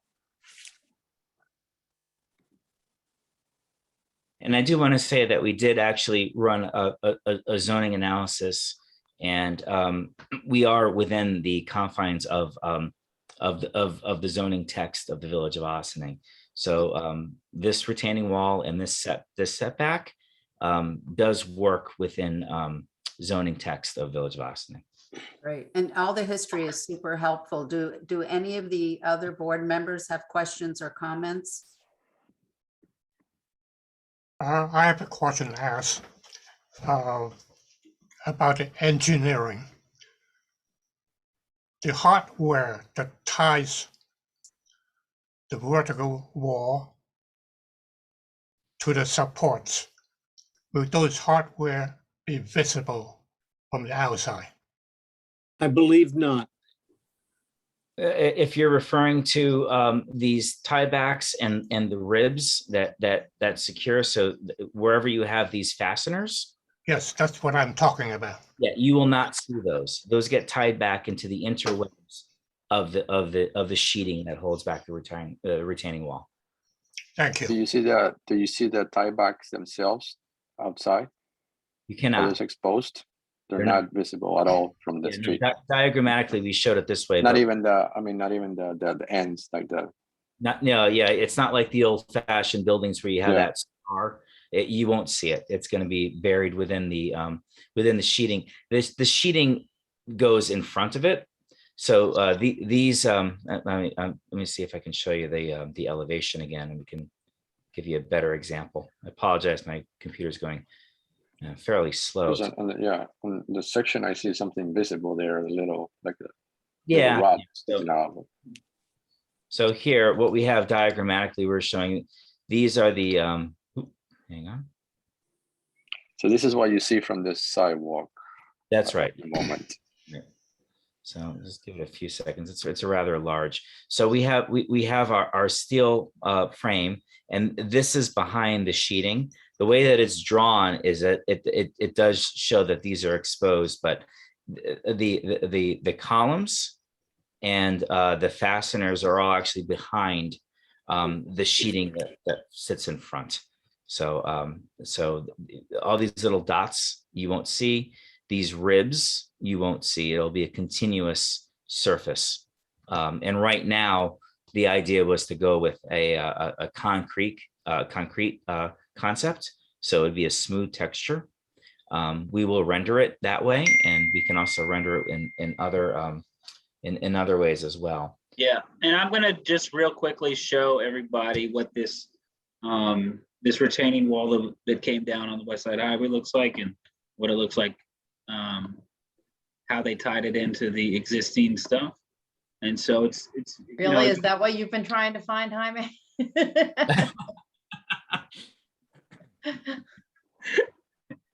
This is that system with, I guess, this special facing or whatever. And this is the old, retaining wall. And so just giving the board an understanding of the Would different this types be of- in addition? Yeah, would this be applied in the sheething, the concrete sheathing, or would this kind of replace that Yeah, altogether? obviously, the board needs to see Yeah. the rendering of what it's gonna look like. Right. And if they want to provide some options, that's fine, but that's important. Also, as was in the Kellard memo, the village needs to have a structural engineer look at the design. Right. The structural engineer prepared the design. I know, but a structural engineer has to review it on behalf of the village. Oh, Right. yes. No, we understand that. That was the escrow account, and we did get an initial review from, I believe it was the structural engineer, From but Kellard, so they're civil, they're not structural, they will sub it to a structural. okay. It's And- actually, I think one of their comments was that it needs to be reviewed by a structural engineer. Right, and we certainly welcome that.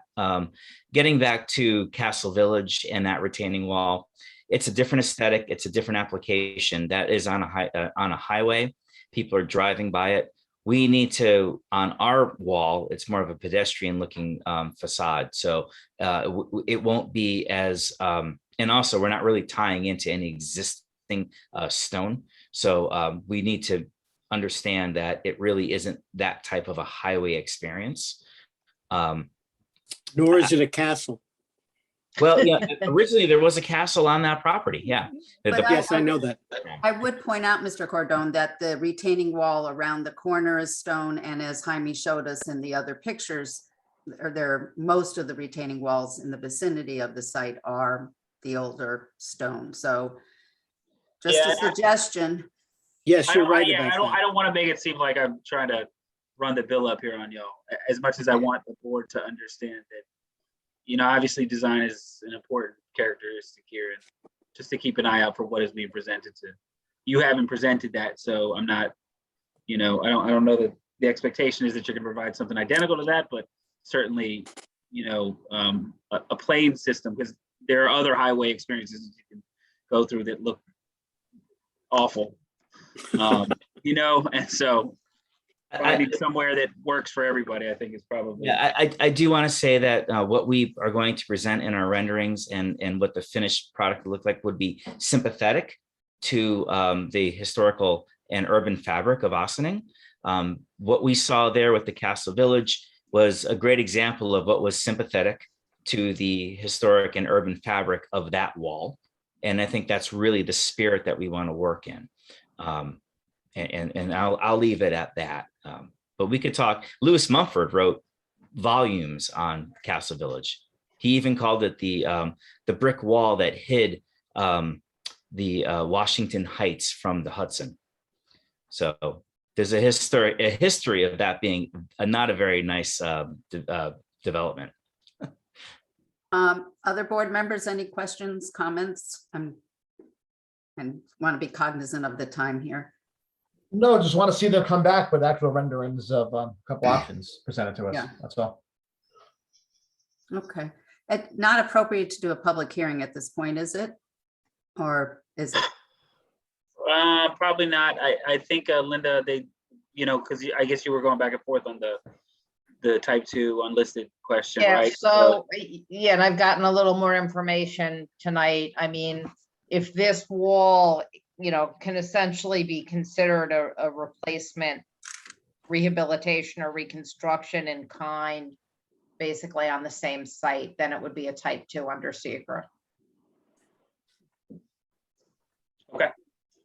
So if that's the case, then I think then you could open a public hearing tonight and then have them come back with all the updates to the questions that you asked tonight. Okay, great. Can I get a motion to open a public hearing, please? Bobby Balker making a motion to open public hearing. Ulysses second the motion to open the public hearing. Do we have anybody here to speak? No. That's why you said to open the public hearing. I'll make a motion to adjourn or close. Adjourn. Adjourn the public hearing. Just need a Ulysses second. second the motion to adjourn the public hearing. Oh, okay. No objection. Motion carries. Okay, so we'll await the renderings and further information for next month's meeting. And we'll have Kellard send it to a structural engineer for review as well. Very good. And in the meantime, too, I will look at, since we got Kellard's responses on Friday, I will address many of the comments that he had made on it, which aren't a lot. And I'm sure we can certainly have a good discussion on next month's meeting. Great, thank you so much. Thank you both. Thank you. And just one last thing to Matthew and Andy, if you could just make sure you do a itemized response memo to the Kellard Sessions memo. It's a note that's in that memo, but often it's overlooked. So it's important. Just, you know, do an itemized response memo. That makes the whole sort of back and forth much easier. Thank you. Very good. Certainly will. Yep. Thank you. Thank you. All right. Have a good night. Good night, folks. Bye. Good night. Okay, so we're on to PB 07-2022, BAR 05-2022, Snowden Avenue. I believe the applicant seeking site plan approval, conditional use permit, BAR approval, and a wetlands permit. So maybe Jaime, you could, I know we talked about this at our work session. Yeah.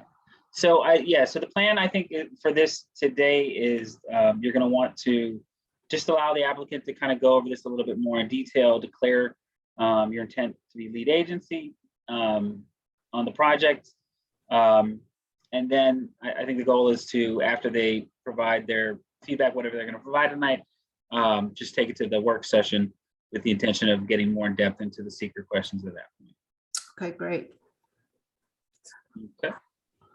So I'm going to bring in Daniel Patrick and Jim Maurer and William DeVore.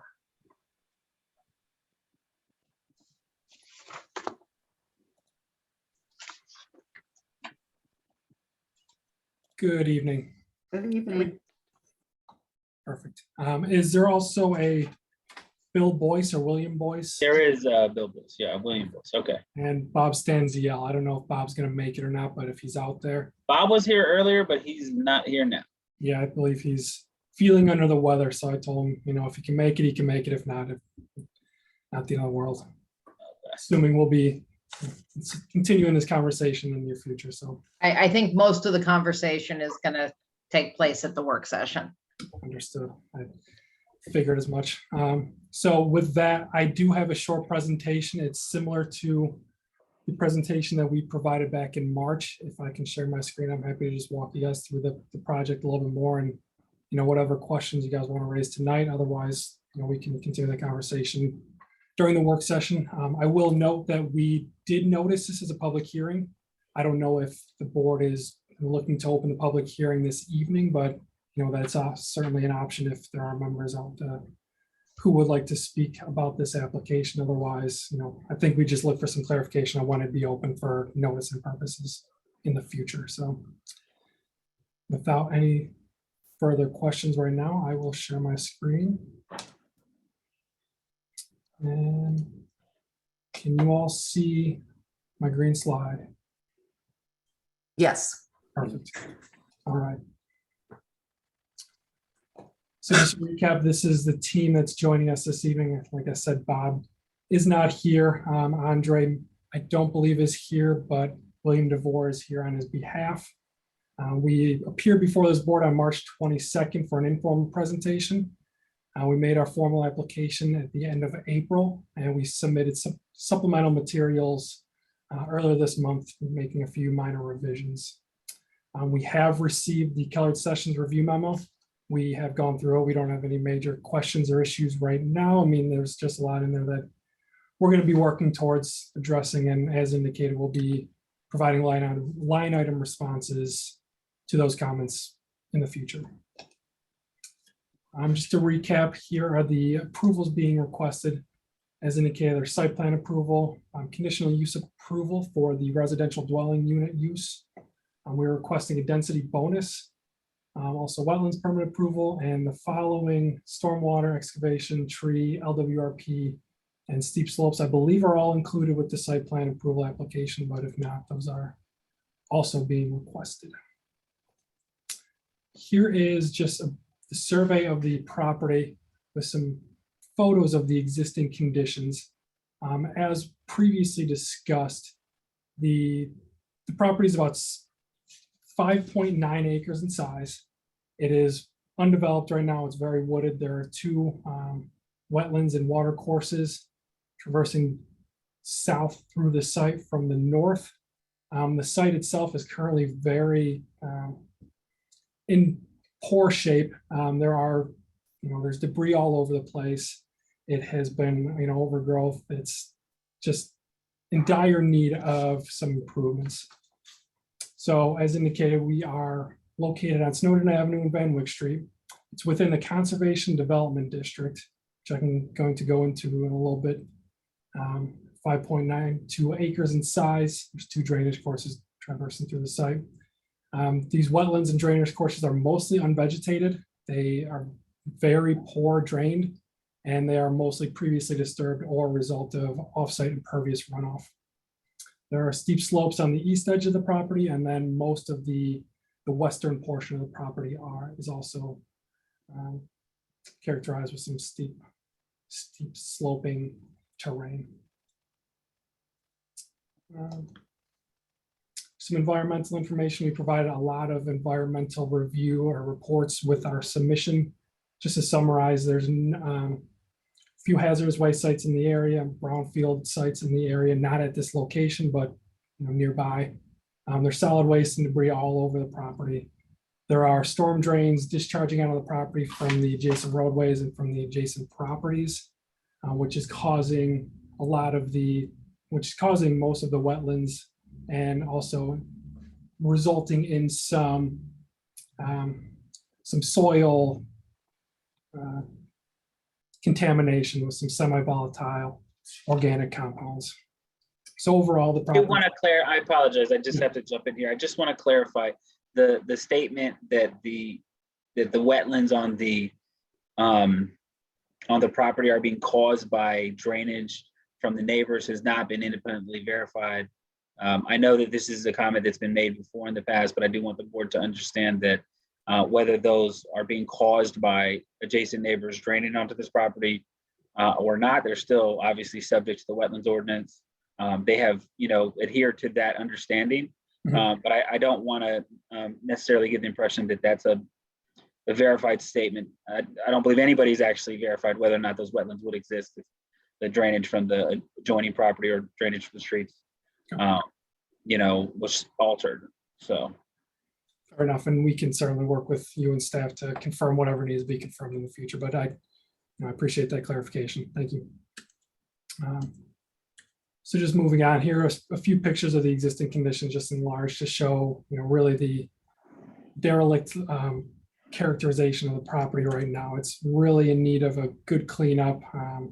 Our client recently became, it's been in this condition for decades. This is not a recent occurrence. This is not due to our clients' activities. This is just how they purchased the property and how it's remained. And really, they're looking for the incentives and the ability to redevelop and really clean up this property. So,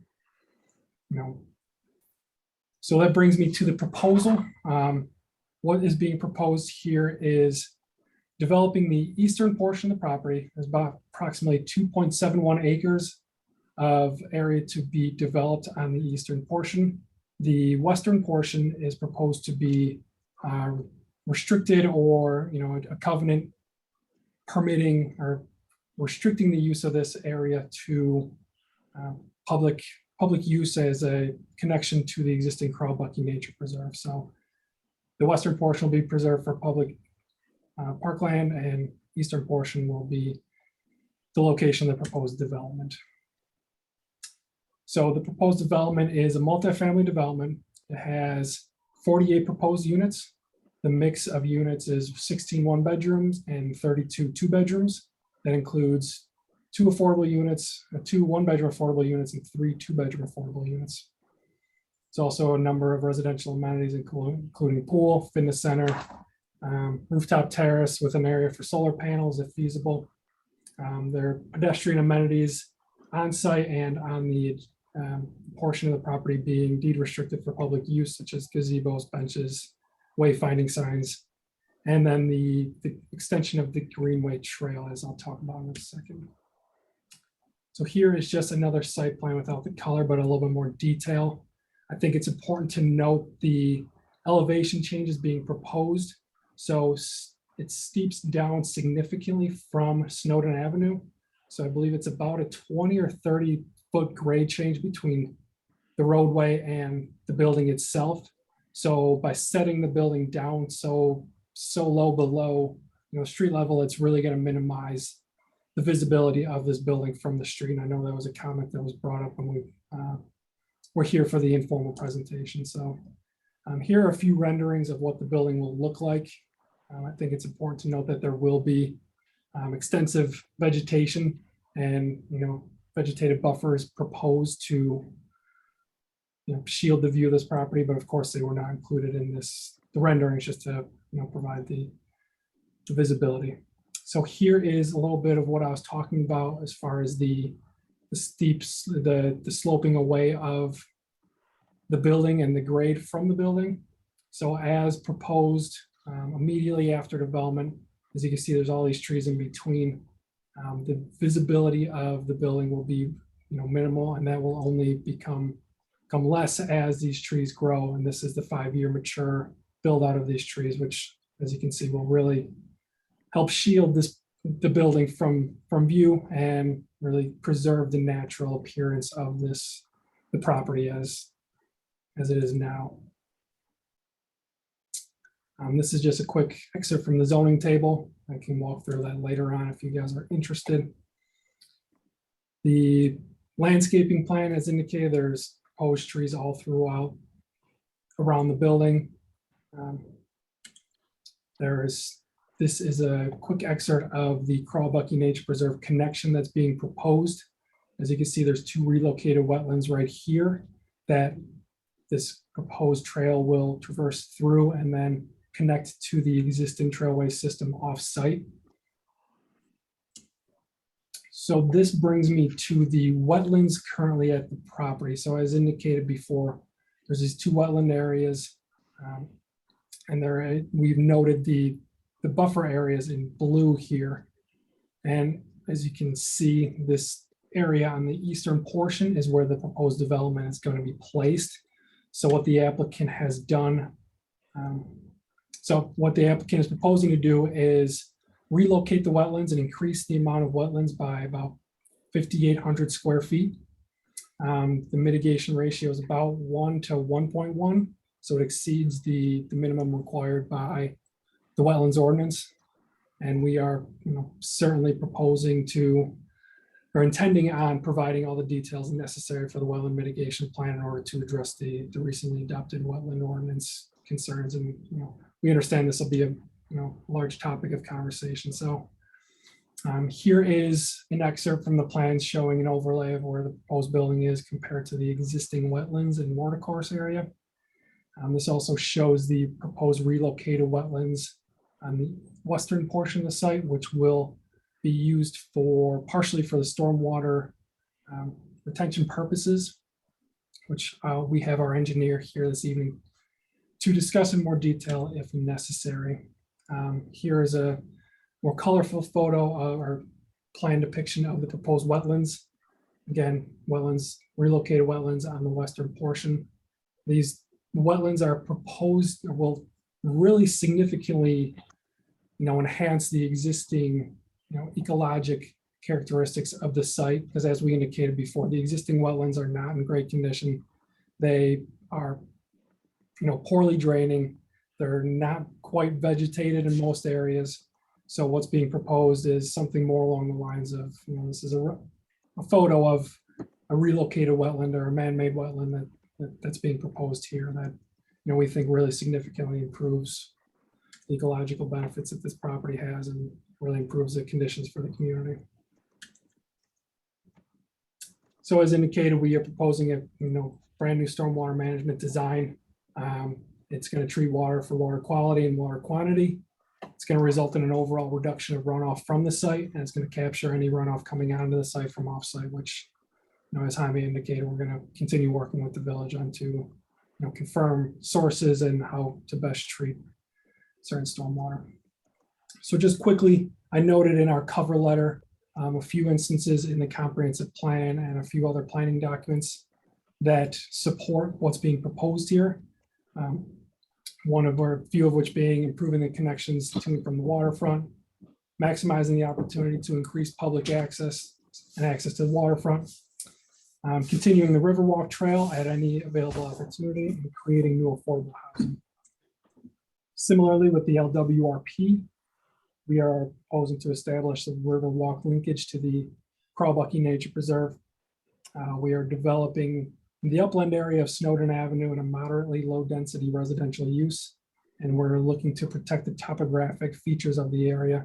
As indicated, we are limiting the disturbance and development to the eastern portion of the site and preserving the western portion of the site for public open space. Similarly, this is an excerpt directly from the village's waterfront access plan. This here is the property, and as you can see, the village has made it a goal and has clarified their intention to create what's called the Riverwalk Spur connecting Snowden Avenue with the Crawbucky Nature Preserve. And this excerpt is primarily what we use to design the proposed connection here in order to achieve the village's goals. Of course, it doesn't go straight along the property line, but we think this is a better location as it goes through the proposed wetlands areas and traverses through the area, and really provides a significant improvement to allowing access from Snowden Avenue to the parkland really creates a benefit, not even for this property and not even for its tenants, but also for the existing community and the residences in the nearby vicinity. One thing I'd failed to note earlier, which was recommended, was the implementation of 4 public parking spaces in the Van Wyck Street cul-de-sac. So residents or anyone can come park their car there and traverse the site to the proposed or the existing Crowbucky Nature Preserve. So that concludes what I have to say. As indicated, we have a few members of our team here this evening. We are happy to answer any questions you may have. Otherwise, we're looking forward to continuing this discussion, hearing what the board and the public has to say. And I will quit sharing my screen right now. Thank you, Mr. Patrick. Board members, questions, feedback?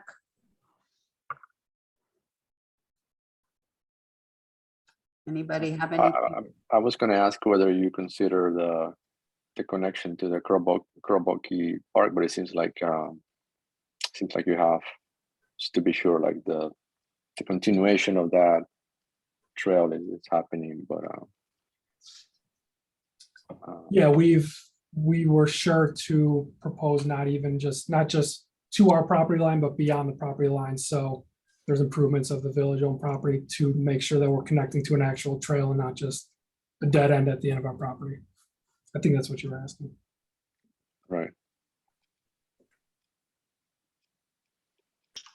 Can you show a roof plan? Pardon? Do you have a roof plan to show? Yes. Jim, do you have your removals plan? Removal plan or the roof plan? Yeah, I think he's asking for a roof plan. You want to see the heating and air conditioning stacks, I'm assuming, David? Is that what you're? Well, Have the roof plan handy. on the first screen, it shows that the area for solar panels. I'd like to see how that's done. Yes, let me. Jim, do you have them handy or? I have them if anybody can see me or hear me. Yes, Bill, I can hear you. It's a little quiet. If you can speak up a little bit, I think that helps. I'm right here. I don't see myself and I don't know if I'm allowed to share my screen, but I'm happy to. I've been having some difficulty getting you in as a panelist for some reason. It won't allow me to promote you as a panelist. Oh, so I was able to add you as a speaker, but look, no, now you're able to come in as a panelist. So you should be able to share your screen now. And you can turn on your camera. I have never turned off my camera. I don't know. Oh, here it is. Okay. All right, if you want to share your screen, you can just go ahead. Yep. Daniel, do you want to present this view or would you like me to? You're welcome to. I think it's just, what he was asking for was the location for the solar panels. And I believe that's something that's being considered right now. I don't know if that is something that is definitively with, in this project, but that area is being preserved and reserved for that deployment in the future. I'll need to confirm with the client whether or not that's actually set in stone right now, or if that's, ambitious. What I'm trying to understand, in your rendering, you show basically a very flat roof, but the roof plan shows that you get a lot of stuff going on here.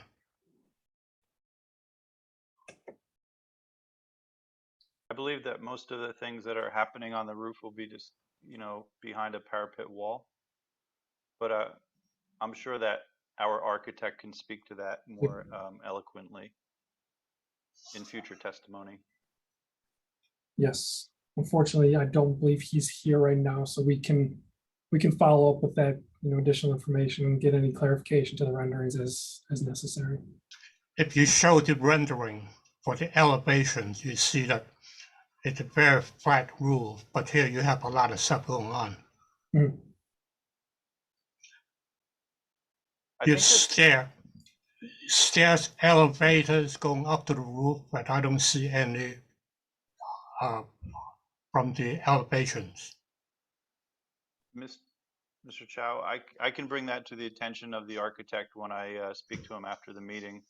I understand what you're saying, where, you know, the elevator and the vestibule will have to pop up possibly above the parapet elevation. Right, you have the stair that goes up to the roof, the stair bulkheads, elevator machine for the elevators to go up to the roof. So, but the elevation shows basically a flat roof. Yeah, I know in the elevation there's a bump up on the left, the right, and the middle, and I don't think that it's so tall that it would disguise any of this work or proposed shade structures over the tables. So, and then this is another longer shade structure. So I can address that with the architect after the meeting.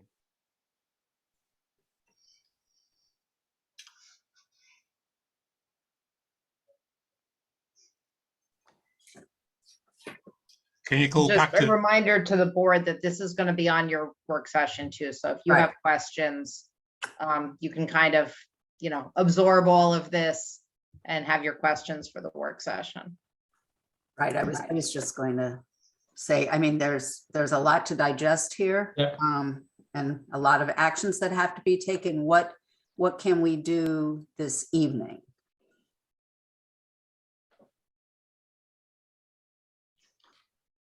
So I think the goal today, obviously, is to just open up the, I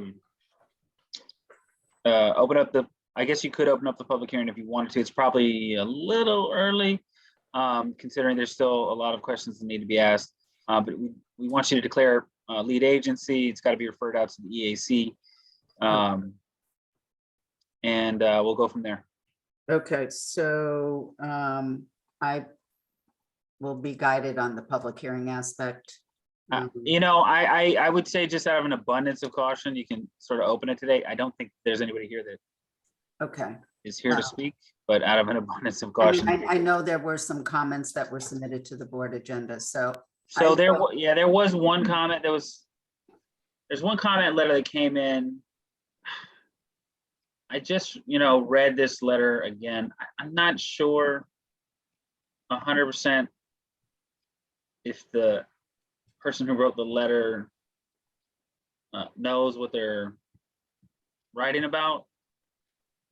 And if you just give me a second, I'm going to pull that up here because I was reading it and it seems to be, if it's the one I'm thinking about, it was, a comment about the neighboring property. So the property talks about the letters from Jim Capicella. It talks about the Snowden Woods project, which for those of you who are not familiar, that is the adjacent property, and it is a project on the adjacent property. That property fronts onto Beach Road. It's a somewhat larger property. It's next to the firehouse. It's next to the aqueduct. So a lot of the comments here, I imagine, would apply similarly to this project, but many of them are just not at all connected because this property is not adjacent to the aqueduct trail. It's not adjacent to Beach Road. And so from that standpoint, other than that, I mean, they're both sort of wooded properties that have nothing developed on them right now. But it was added to your agenda, but technically it's not even a comment for this project. Okay. That may just be an accident of the person who wrote it that didn't really realize that this project that's being presented is a different project than the one that they are opposing. So. Okay, thank you for clarifying that. Okay, well, I'll ask for a motion to open a public hearing, please. Ulysses, second the motion to open a public hearing. Okay. It was Bobby Bowker, I make a motion to open public hearing. Thank you. Oh, sorry. It's okay. It's okay. We can reverse. It doesn't matter. Reverse, yeah. Okay. All right. Is there anybody here to speak on this item? It appears not. There's somebody on a phone call, and the other person is JB. So, Okay. All right, so Nothing. I will ask for a motion to adjourn the public hearing, please. Bobby Bowker making a motion to adjourn public hearing. Ulysses, second the motion to adjourn the public hearing. Okay, let's go. Should we focus on declaring ourselves lead agency or the referral to the EAC? What are the steps we need to take? So I don't think that you need to do anything to vote to refer to the EAC because it's automatically goes to the EAC because of where it's located, and also because of the wetlands. But the declaring lead agency you do need. So. Okay, so can Intent to be lead agency. intent, right? Can I get a motion indicating our intent to be lead agency on this project? Isabel Wynn? Sorry, go ahead. Hi, Isabel Wynn, motion with the intention to declare as lead agency. Ulysses, second the motion with the intent to become lead agency. Okay. Do we do a roll call or? Just, I mean, do you usually do a roll call on these or? I think we did a roll call on everything when Amanda was here, but whether we need to or not is a different question. So we will. Isabel Wynn, Aye. Ulysses Castillo, Aye. Carla Elia, Aye. Bobby Bowker, Aye. David Chow, Aye. Michael Aronson. aye. Okay, we'll circulate that notice of intent. Thank you. Can I make one clarification or question? For the public hearing adjournment, that's adjourned to June 28th, correct? I just don't want to confuse the public. yeah, there's not going to be a public hearing at the work session. Yeah, no public here, no public comment at the work session. Perfect. Okay, is there anything else we can accomplish on this item, or do we look forward to discussing it on June 5th, I think, at the work session? Yeah. And adjourn the item? June 2nd, I think. June Oh, 2nd. June 2nd, sorry. I don't want people coming on the weekend. Work on the weekends. You know, Sorry. We're rushing this summer right away from us. You know, we're just about to get it. I know. June I know. 2nd. It'll be gone before we know it. Okay, motion to adjourn the item to the June meeting, please. Bobby Bowker making a motion to adjourn item till June meeting. Ulysses, second the motion to adjourn item. Okay. All in favor, none opposed, I guess. Is that how it works? And none opposed, motion carries. Motion carries. All right, well, thank you all very much. I appreciate it. Thank you. You guys night. See you soon. Okay, does that bring us to PB 13-2021, BAR 08-2021 Water Street? Yeah, so we have a couple of items here. So Water Street is only left on the agenda to explain to the board that it is it's coming back in a couple of days. It's going to be at the work session. So they just gave us some information, but we haven't had sufficient time to review that information that they gave us. Obviously, Keller Sessions is an important entity to be here for that discussion.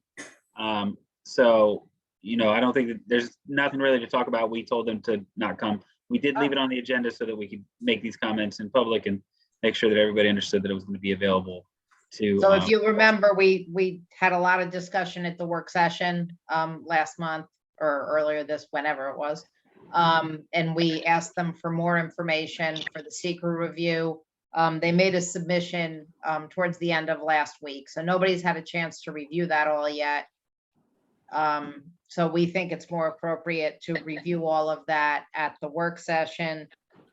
In the meantime, we are having them go to the EAC and they're going to the zoning board for a preliminary review for you to get any comments from the zoning board on secret. Great. So that's the status on that. So do we have to officially adjourn the item or do we just? Yeah, you can adjourn it. Okay.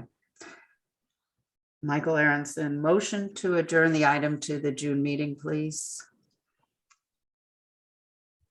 Isabel Wynn, I second the motion. motion. Yes. Guys fighting over the second. Just do it all in favor. All in favor? Aye. Aye. Okay. Motion carries. Is that it for tonight? Yeah, I mean, if you'd like, I can give you an update on some of the adjourned matters and the status of where they are. And I can tell you that the Rangers are winning 4-1. So Seth has got to be happy. So yes, Seth is happy right now. Okay, so then, you know, we can there's a couple of minutes left in the game. So if you want, we can also just skip it. There's not really much to talk about in the adjourned There's matters. only a minute 50 left. Oh, I thought it was going till 10. I thought Seth told me it'd be going on till 10. Well, you never know. Oh, is there anything really significant, Jaime, that we need to be aware of in terms of these items or no? Not really. I mean, I'll give a quick update on 14 Water Street. So, because I think that is somewhat significant. So when they presented their application at the last meeting, one of the issues that came up was this determination of whether or not the second story, because the residential is now sitting on grade in the back of the property. Does Bobby have to recuse himself or no? You're not going to do anything. Okay.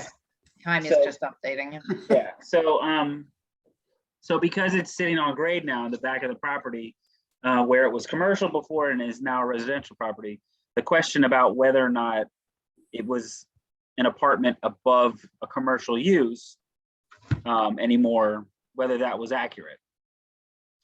Which, you know, I think our interpretation was that it was not, right? So that essentially it was no longer above a commercial use. It was Yeah, now above I grade. think we actually raised this issue at the meeting. I mean, Yeah. did we? I'm not sure if we may have, but I'm not sure if we really got into it. But either way, that has caused them to sort of reevaluate what they're going to do, and we haven't heard anything from them. And 31 Croton Avenue, the Board of Trustees is having a hearing next week. Okay. Yeah. And then we'll be back. And then everything else is just kind of going through various different processes of submitting materials. So. All right. With that being said, I make a motion to adjourn the meeting. If somebody can second it. Bobby Bowker, I second that motion. Thank you. Okay. All in favor? Oh, Aye. Aye. With 21 seconds left in the game? Have a great night, everyone. Thanks. Good night. Everyone. Good night. Bye. Thank you Good all. night.